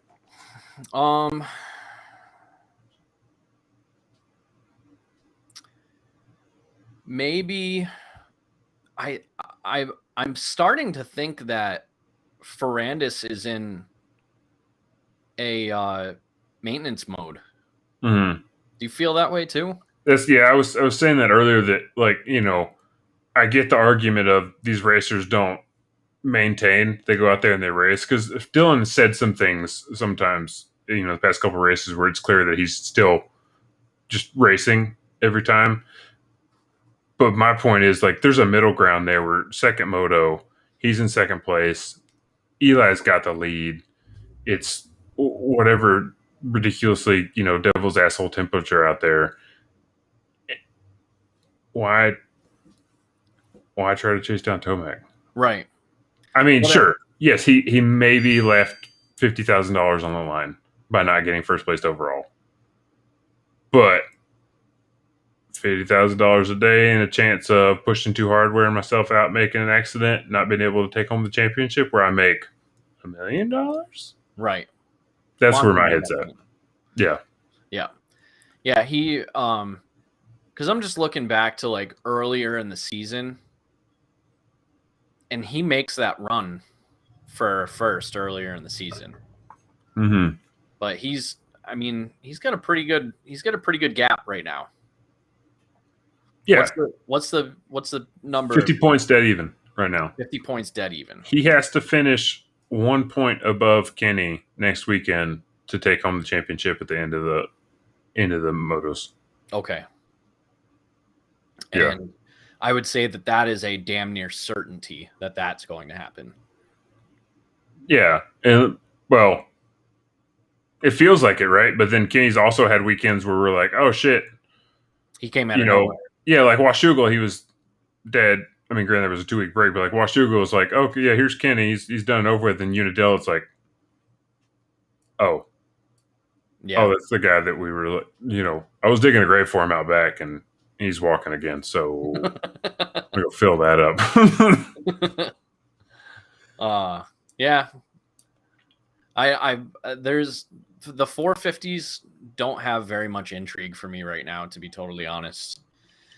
I feel like not at the top. I mean, yeah, they've just lost. There's so many riders that are out right now. It just feels like what was a very deep, and it's still, even with riders out, it's still a pretty deep lineup. mm-hmm. But I mean, you're missing. Was Barsha even out there this week? Mm-mm. No, so we're missing Barsha.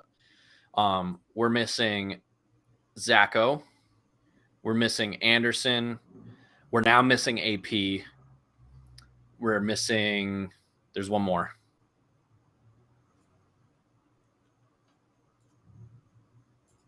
I don't know. Marv, Barsha, AP's effectively gone. Craig wasn't there this weekend. AC's been out for 8 rounds. Right. Man, damn, I can't believe I forgot about him. But there's so many riders out right now, and on top of that, there's really not much up for grabs at this point. Oh yeah. So I mean, it was fun watching Webb. It was fun watching Webb get out front. Finally. Yeah. How else would Webb get on the podium outdoors? I wonder who's currently on the Power to the Ground podcast account.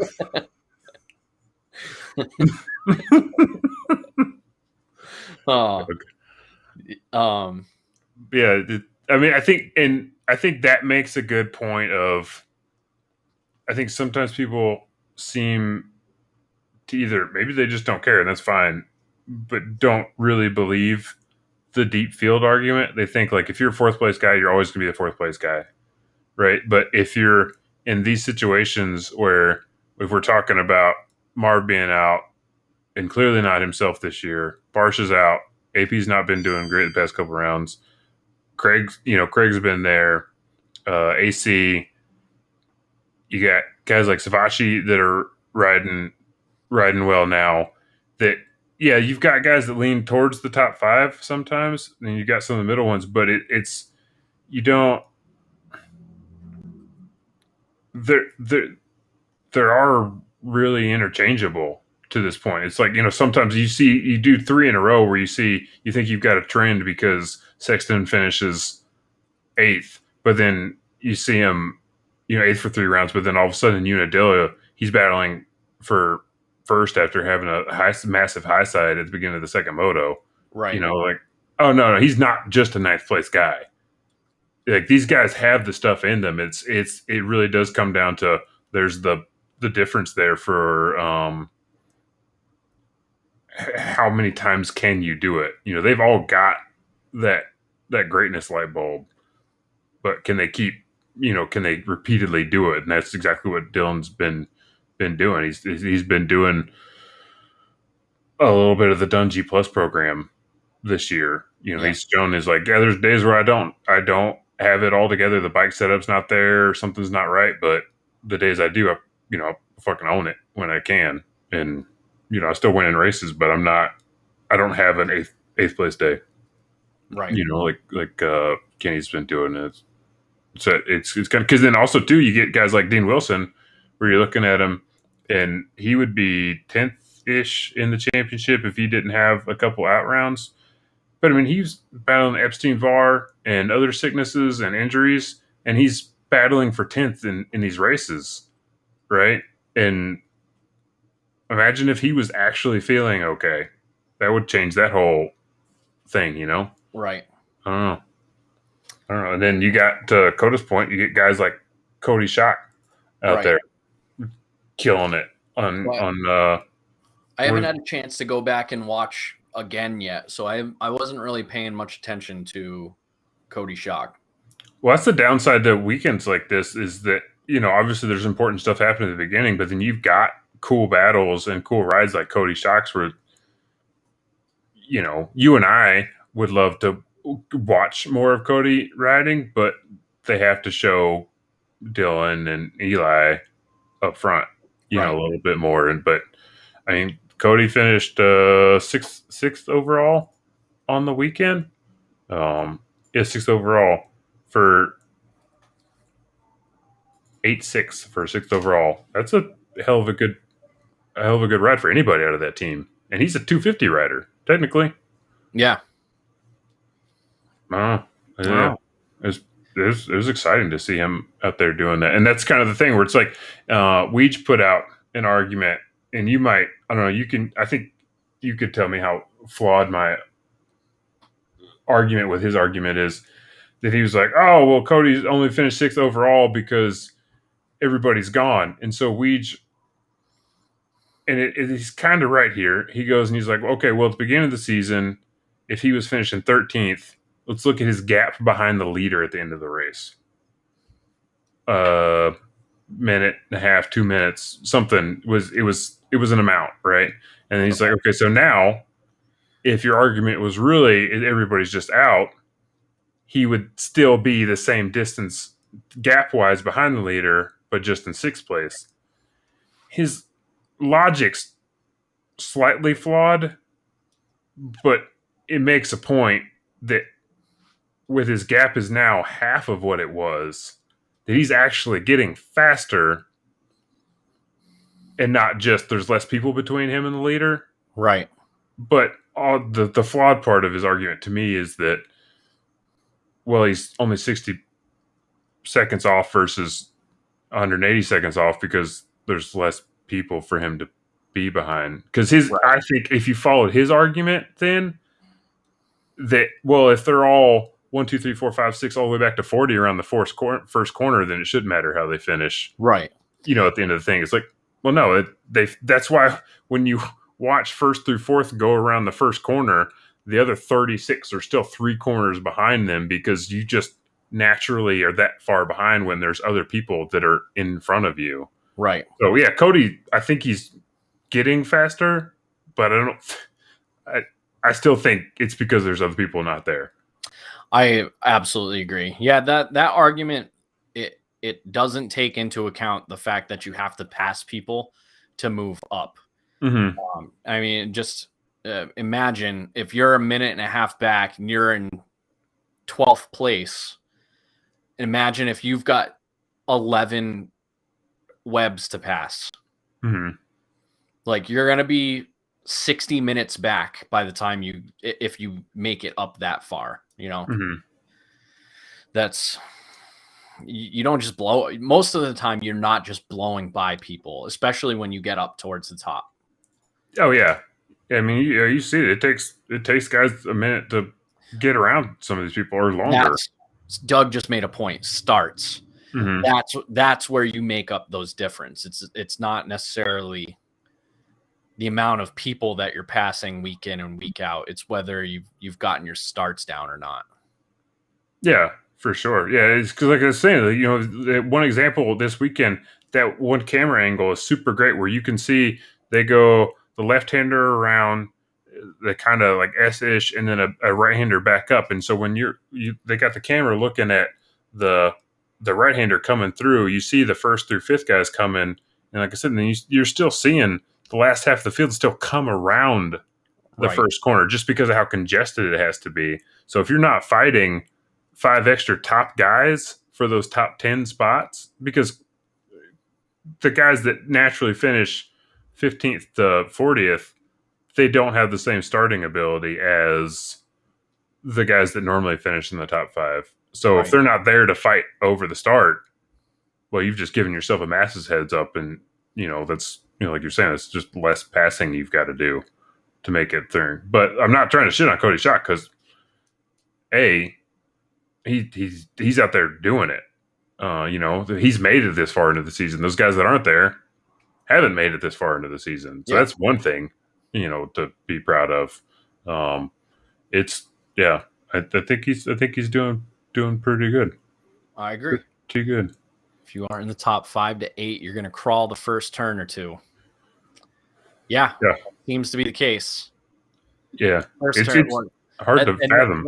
That's consistent with Roxon in the last few motos, where halfway through, it seems like halfway, maybe a quarter way through the first lap, he goes from like 10th to first.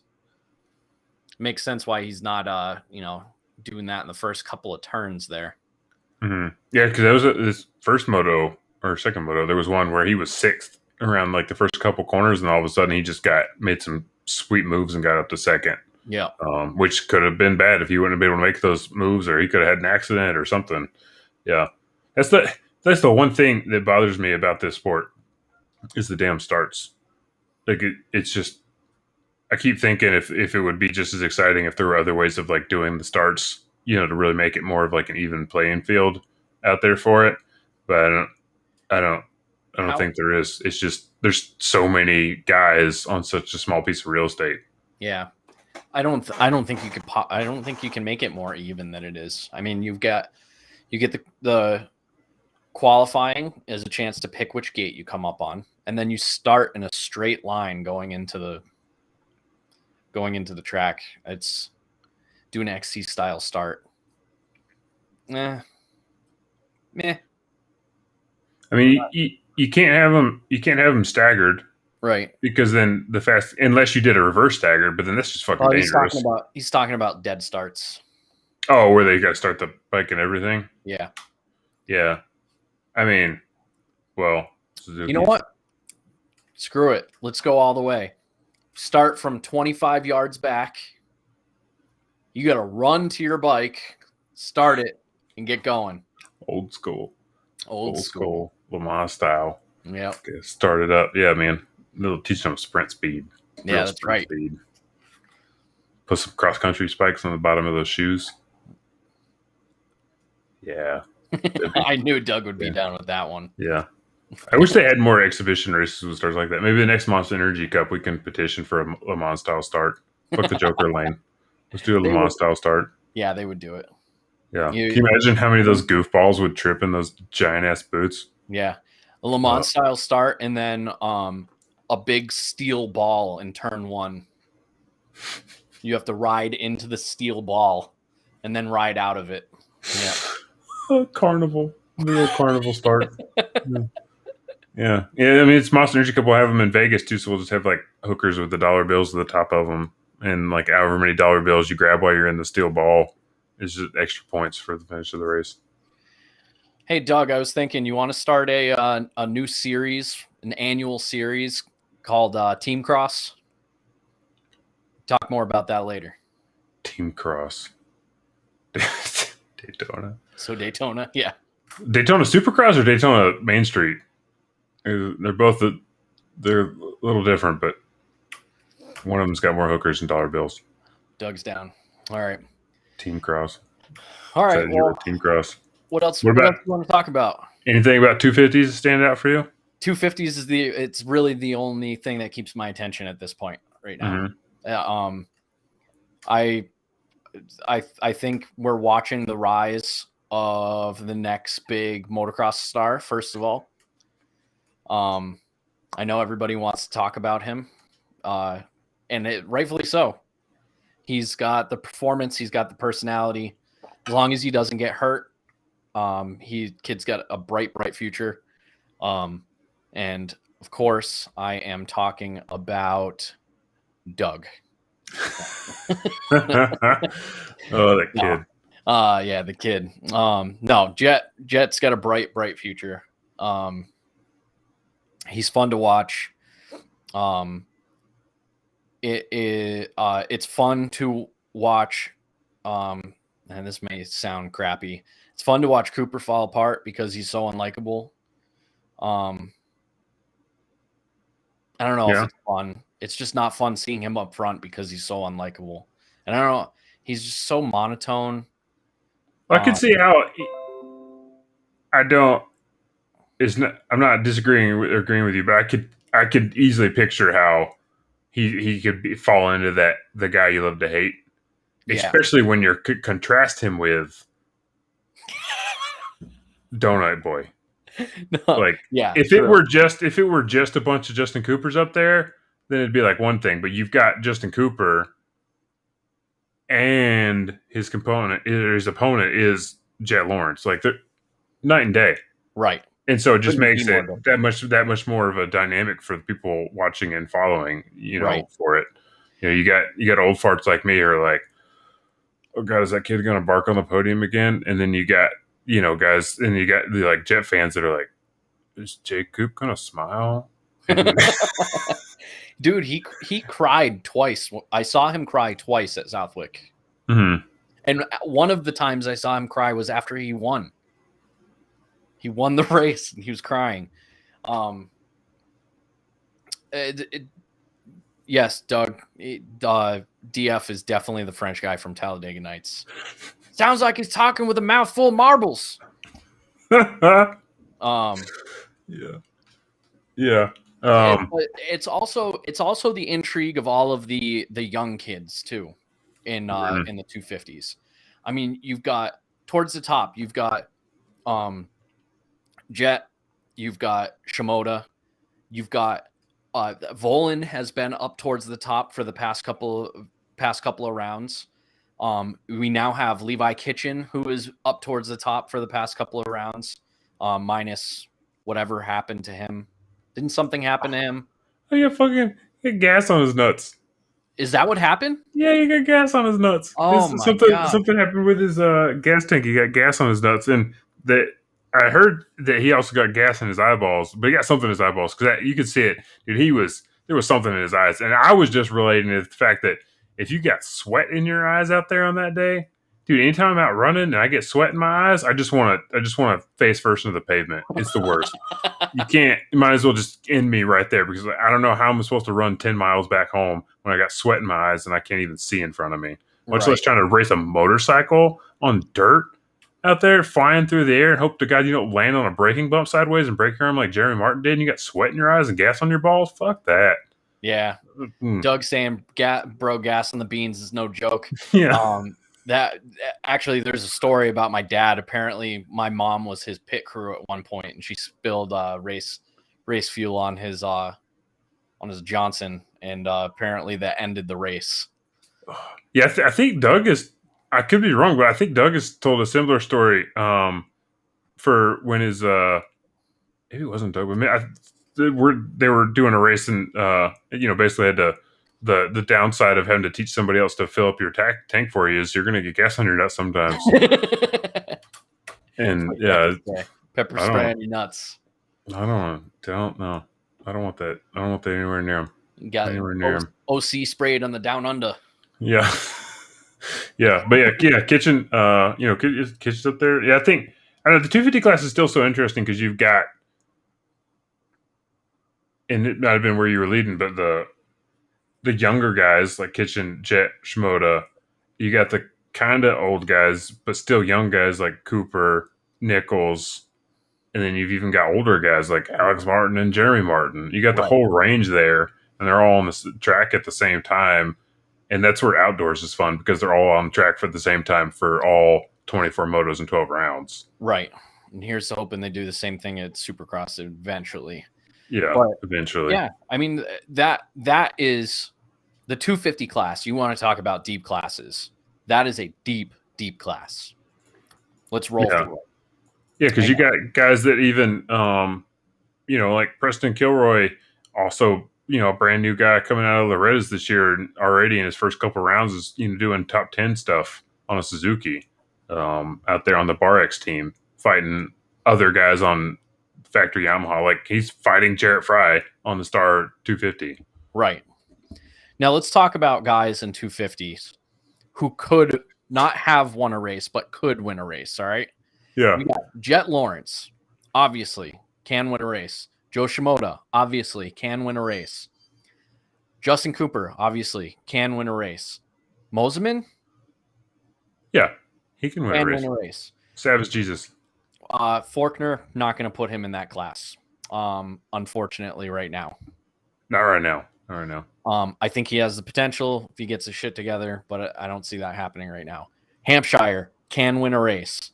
Ty Masterpool, probably not. Carson Mumford, probably not. Hunter Lawrence can win a race, has won a race. Dylan Schwartz, no. Preston Kilroy, no. Jarrett Fry, no. Brandon Shar, no. Max Volan, I think he can win a race. Yeah, he almost won the first two. He almost won the first one. Yeah. And Levi, I don't think I would put. So I'm going to put 9. I can't put my pinky down. 9 riders. 9 riders who could potentially win a race week in and week out in the 250 class. Yeah.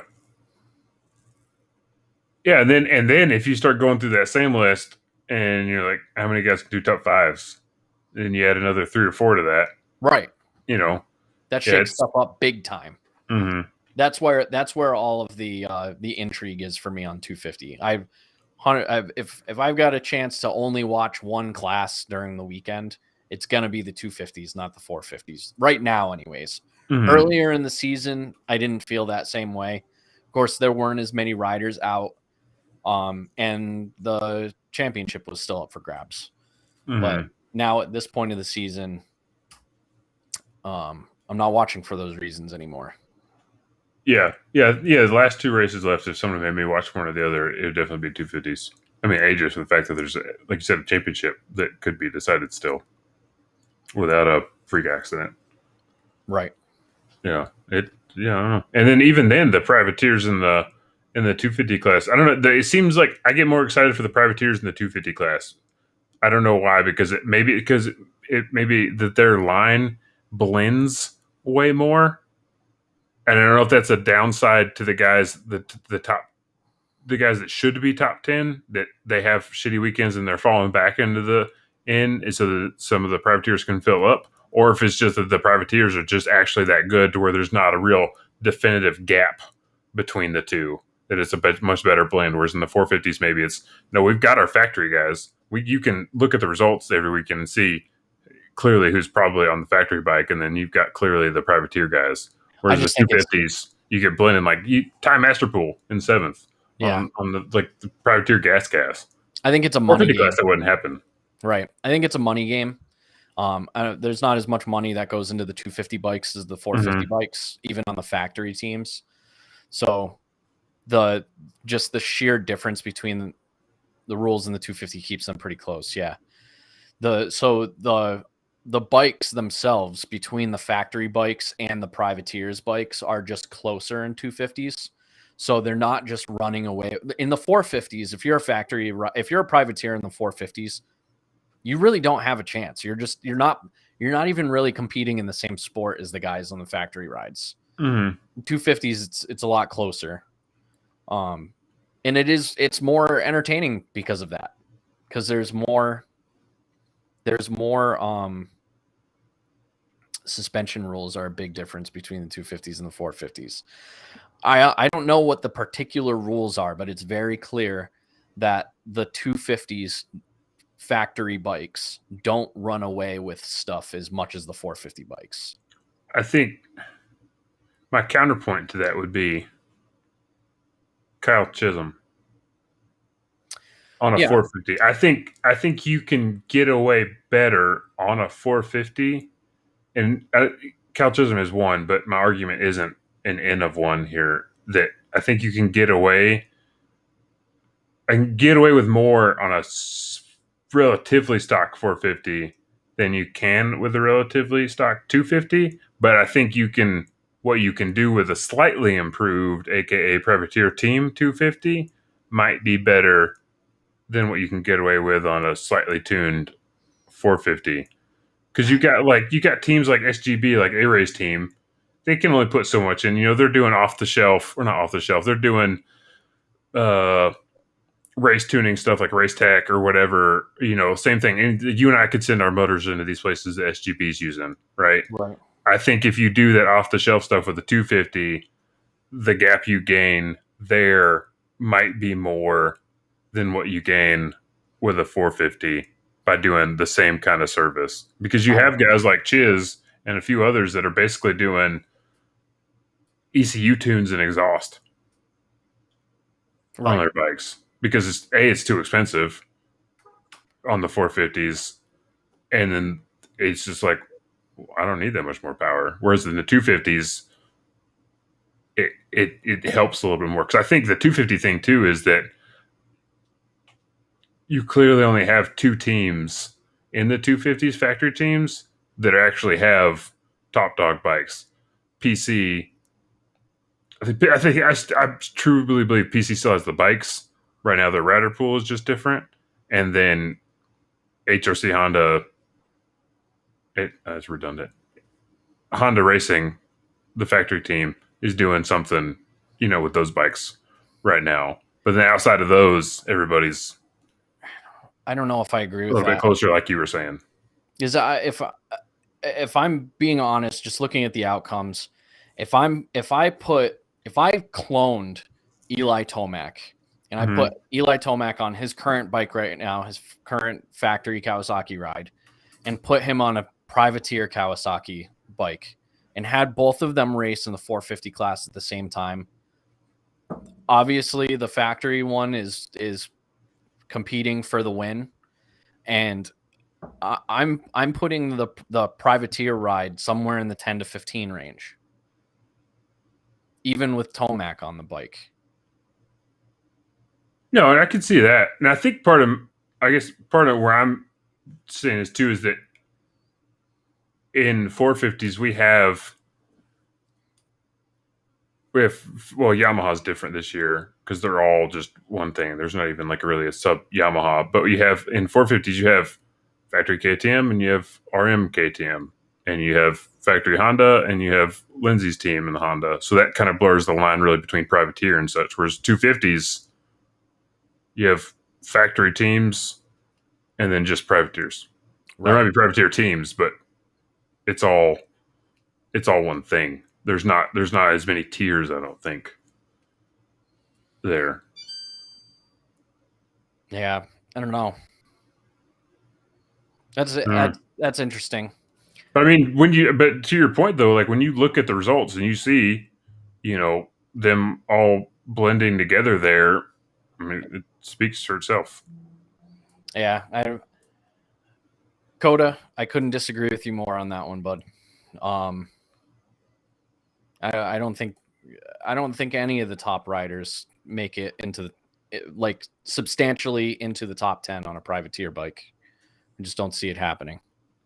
Well, especially not this year. No. Yeah. No. Yeah, because we're missing. Yeah, not with the top 5 we're missing, or the 5 or so that we're missing now. No, I don't think they could. And that's where the fact that Heart Ramped and Bogle and Savachi and Shock are in there right now. Yeah. I think because there's other guys aren't there. I think that's probably the most worthwhile place where they could make rule changes, and that is being very, very strict on the bikes, so that they can even the playing field regardless of who is on the track and how much money they have in their pocket. Mm-hmm.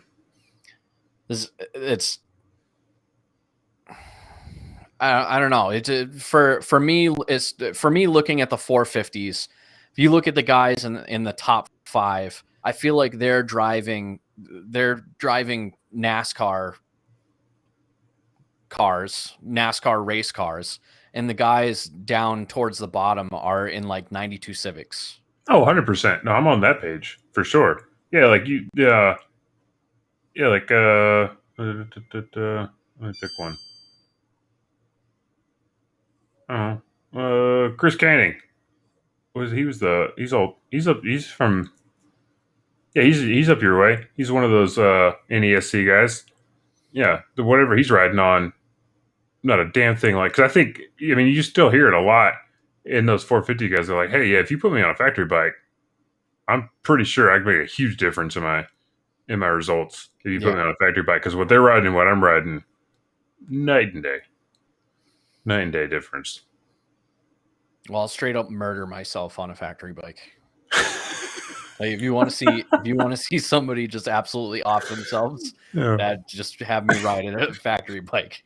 If you want to understand how Villepot can loop a bike out on a start straight, put me on one, and I'll show you that it's humanly possible. But I think there could be some stuff that they could do rule wise that would be interesting. And I don't know how much they're trying to look into that, because one I was thinking about that this weekend. I was watching the MotoGP race, and the race finished, and for the one of the very rare times and few times, it was all 6 manufacturers were in the top 6. 10 years ago would have never been feasible to even think about all 6 of them, or I don't even know if there were 6 in there at that point.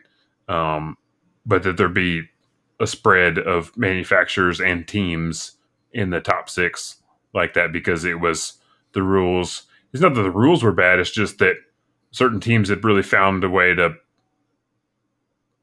fairly exploit the rules towards what their bikes were good at. Because right now, all the bikes are good at different things, and it's even more evidently so in something like MotoGP. But the fact that they can still do that and then keep the rules tight enough, everybody can have their advantages, but at the end of the day, they're all still close. It's pretty exciting, Right. And so I think having something like that here, where obviously we don't have a huge manufacturer difference, where it's in the 250s, something where elevation makes a difference. Starbucks, the Yamahas are going to do it, but it's not like Ironman, where it's just we roll up that weekend and be like, well, this is a Kawasaki track, Right.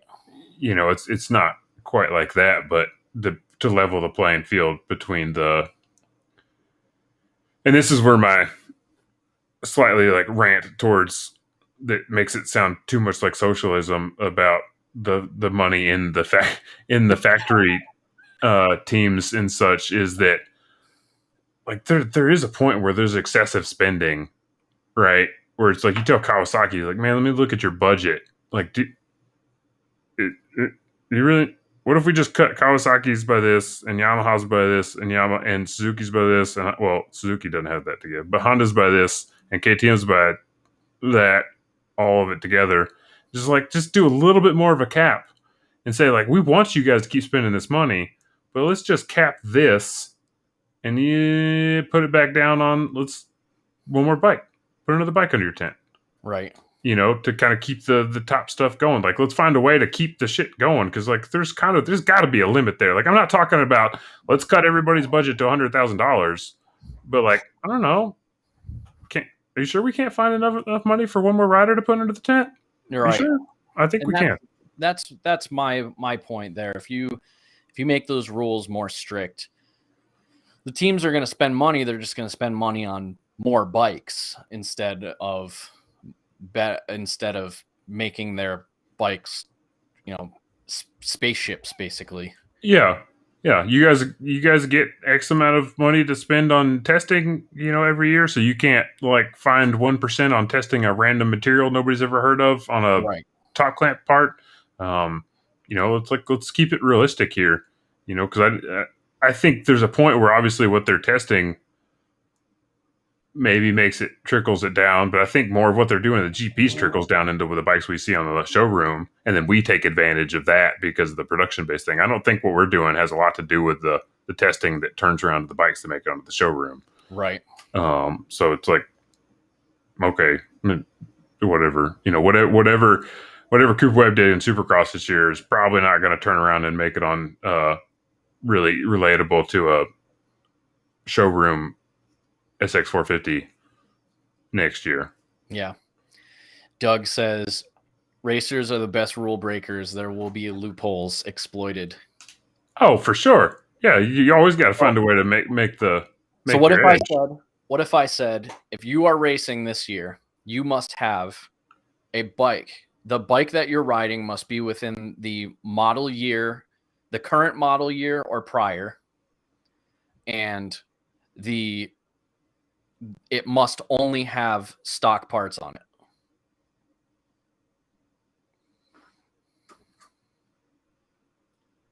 Well, then you're probably only going to see 1 or 2 manufacturers for the first couple of years. Think so? Yeah, because I mean, there's definitely a preference in Yeah, like stock suspension. bikes Right. as to which ones go. You know, I think it's going to come down to maybe three obvious. Like if you look at the list, it's going to be one manufacturer, two manufacturers for most of them. Doug said, that's fine. Those mofos will look stock as hell. Not because they are stock, but because Doug Because they look says they stock. will look stock. Make sure you get what he's putting down there. Yeah. Yeah, and then after, I mean, obviously, if you had that set up for, I think the best way to implement that would be, hey guys, in 5 years from now, this is going to be the thing. Right. Get ready. So then manufacturers are like, oh shit, we actually need to make the bike we're actually selling one. I think if you did that now, there's going to be a shit ton of KTMs out there because KTM will turn out a bike really fast using the homologation rule, assuming that's also there, right? Where they'd be like, okay, no, cool. Look, we sold 500 of these bikes, and all 500 of these bikes got the trickest shit on them, but it's the stock ones, right? So I mean, not to poke holes in your balloon there. I get your point, but I think if you did that immediately, there would be a couple bikes where only a couple of them would be reliable. It's probably less people riding Suzuki's or something. Right. There'd be nobody riding Suzuki's. Yeah. Just like there is now. Yeah, I don't know. Unless Twisted Tea just pays people to go have fun on a Suzuki and be like, we don't care what position you get, just ride the fucking bike, man. We're having a good time. It was a point that Eddie made when I had the interview with him. We were talking about something similar, and he thinks that the electric bikes are actually going to be the answer to that problem. Oh yeah, that's one of the big exciting things about the electric bikes is it's a lot easier to do that. Everything can be a lot more similar. Like hey, we can upload everybody the same tune. Bring your suspension parts if we want to. If we wanted to have a mod class or a pro class, we can do that. Or we can do a little bit more legal ones and zeros of here are the tolerances. You can design your preference of your throttle mapping within X thing, but whatever you want to do there, everybody's capped at X horsepower, X torque. Figure out your own map, and then after that, yeah, there'll be a lot of that there. Yeah, A lot and of then that there. and then the coders will take over. Yeah, I have Skynet on the motorcycles. Skynet on the motorcycles. Yep, and then like Doug said, that code will look stock as hell. Yeah, yep, yeah. Somebody will find a way to make it look like all the same thing, all the same thing.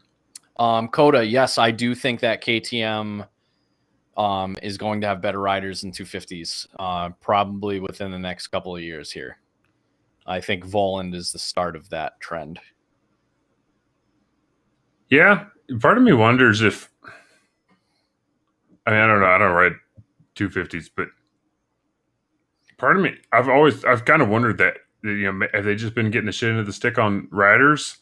Because they're a huge organization. They're not going to be the guys that just sleep on that whole talent scouting for the 250 thing. Maybe they're just getting the shit into the stick of this whole situation where we're poaching amateurs entirely too early situation, or does their 250 just suck? I don't know. I think that they've done over the last 10 years. Think about all of the youth outreach that KTM's been doing. I mean, all of those kids on the mini bikes, they're all riding KTM's. Every single one of them. Mm-hmm. I think there was a gap in the age where the 250s are right now. And KTM just didn't fit into that audience. I think we're getting to the point now where the kids that were riding on mini KTMs like 5-6 years ago are now coming to age of being pro riders. I think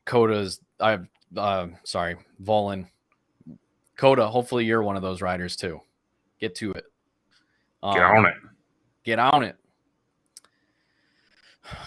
because they have guys for 250s and every other type of dirt bike rider. Yeah, that's true.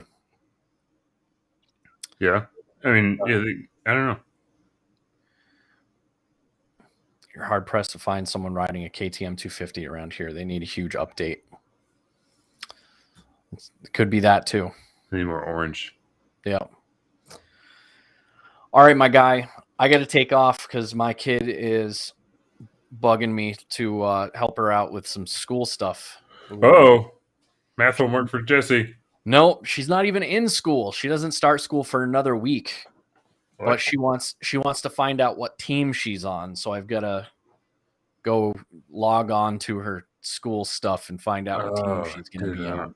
I don't envy you that. My daughter would never listen to this, so I can say this. Like the week before she started school, something about their like class or homeroom. I don't know. The way they do it is so different than any of the way that I remember middle school stuff being.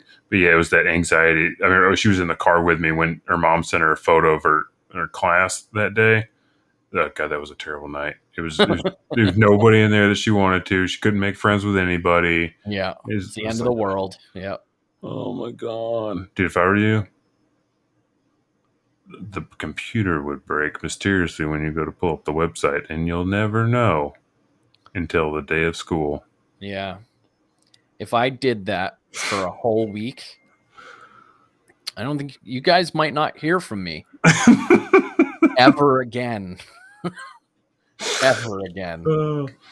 I don't know. Or just go in there and have Steve like hack the computer system and like make up a fake one or something with a bunch of like T Swifts as a classmate. It says you're on Team T Swizzle. Yeah. Yeah. Yeah. The next week will be fine, and then once she goes to school, you don't have to worry about it anymore. Yeah, exactly. It's a teacher's problem. All right. Well, yeah, no, it's I appreciate you jumping on. We got to have the fun conversation, hanging out, stuff. Yep. Whatnot. So, and Doug was in. What did you think of that video? Oh, dude, I'm not lying. I laughed out loud when I watched it. It was hilarious because when I first watched it, my volume or something was messed up, and I was like, "What is this?" And it got to that end piece, and I was like, "Oh no!" And I had to restart it and like actually turn my volume up. Yeah, I was laughing. It was. I laughed for like 15 minutes when my dude sent it to me. It was hilarious. That was because the wink noise was it just sealed it. If you weren't laughing by that point in time, that just that pushed you over the edge. I was not expecting the twinkle with the wink at all. He killed it. Killed it. Yeah, we'll have to play that next weekend. Yep, faux show. We'll play it and put it out there. All right, man. All right. Have a great night. Yeah, everybody. Thanks for hanging out. See you guys. I don't know when the next interview is going to be, but I'll let you guys know as soon as I find out. We're gonna have to just start sending out blast emails to privateers, man. Who wants to do interviews? I'm gonna start knocking on doors pretty soon here, just like walking around and be like, "Hey, do you race motocross? No, okay." I'm just, you know what? I might when I'm on Instagram and Tyler too many times a day, I'm just gonna start sending out DMs, be like, "Hey, hey, hey, hey, hey." Poke. Yeah. Poke. Hey. All right. Yeah, I gotta go. We'll figure it out. But you guys have a good night. We appreciate everybody hanging out. Peace, dude. Peace.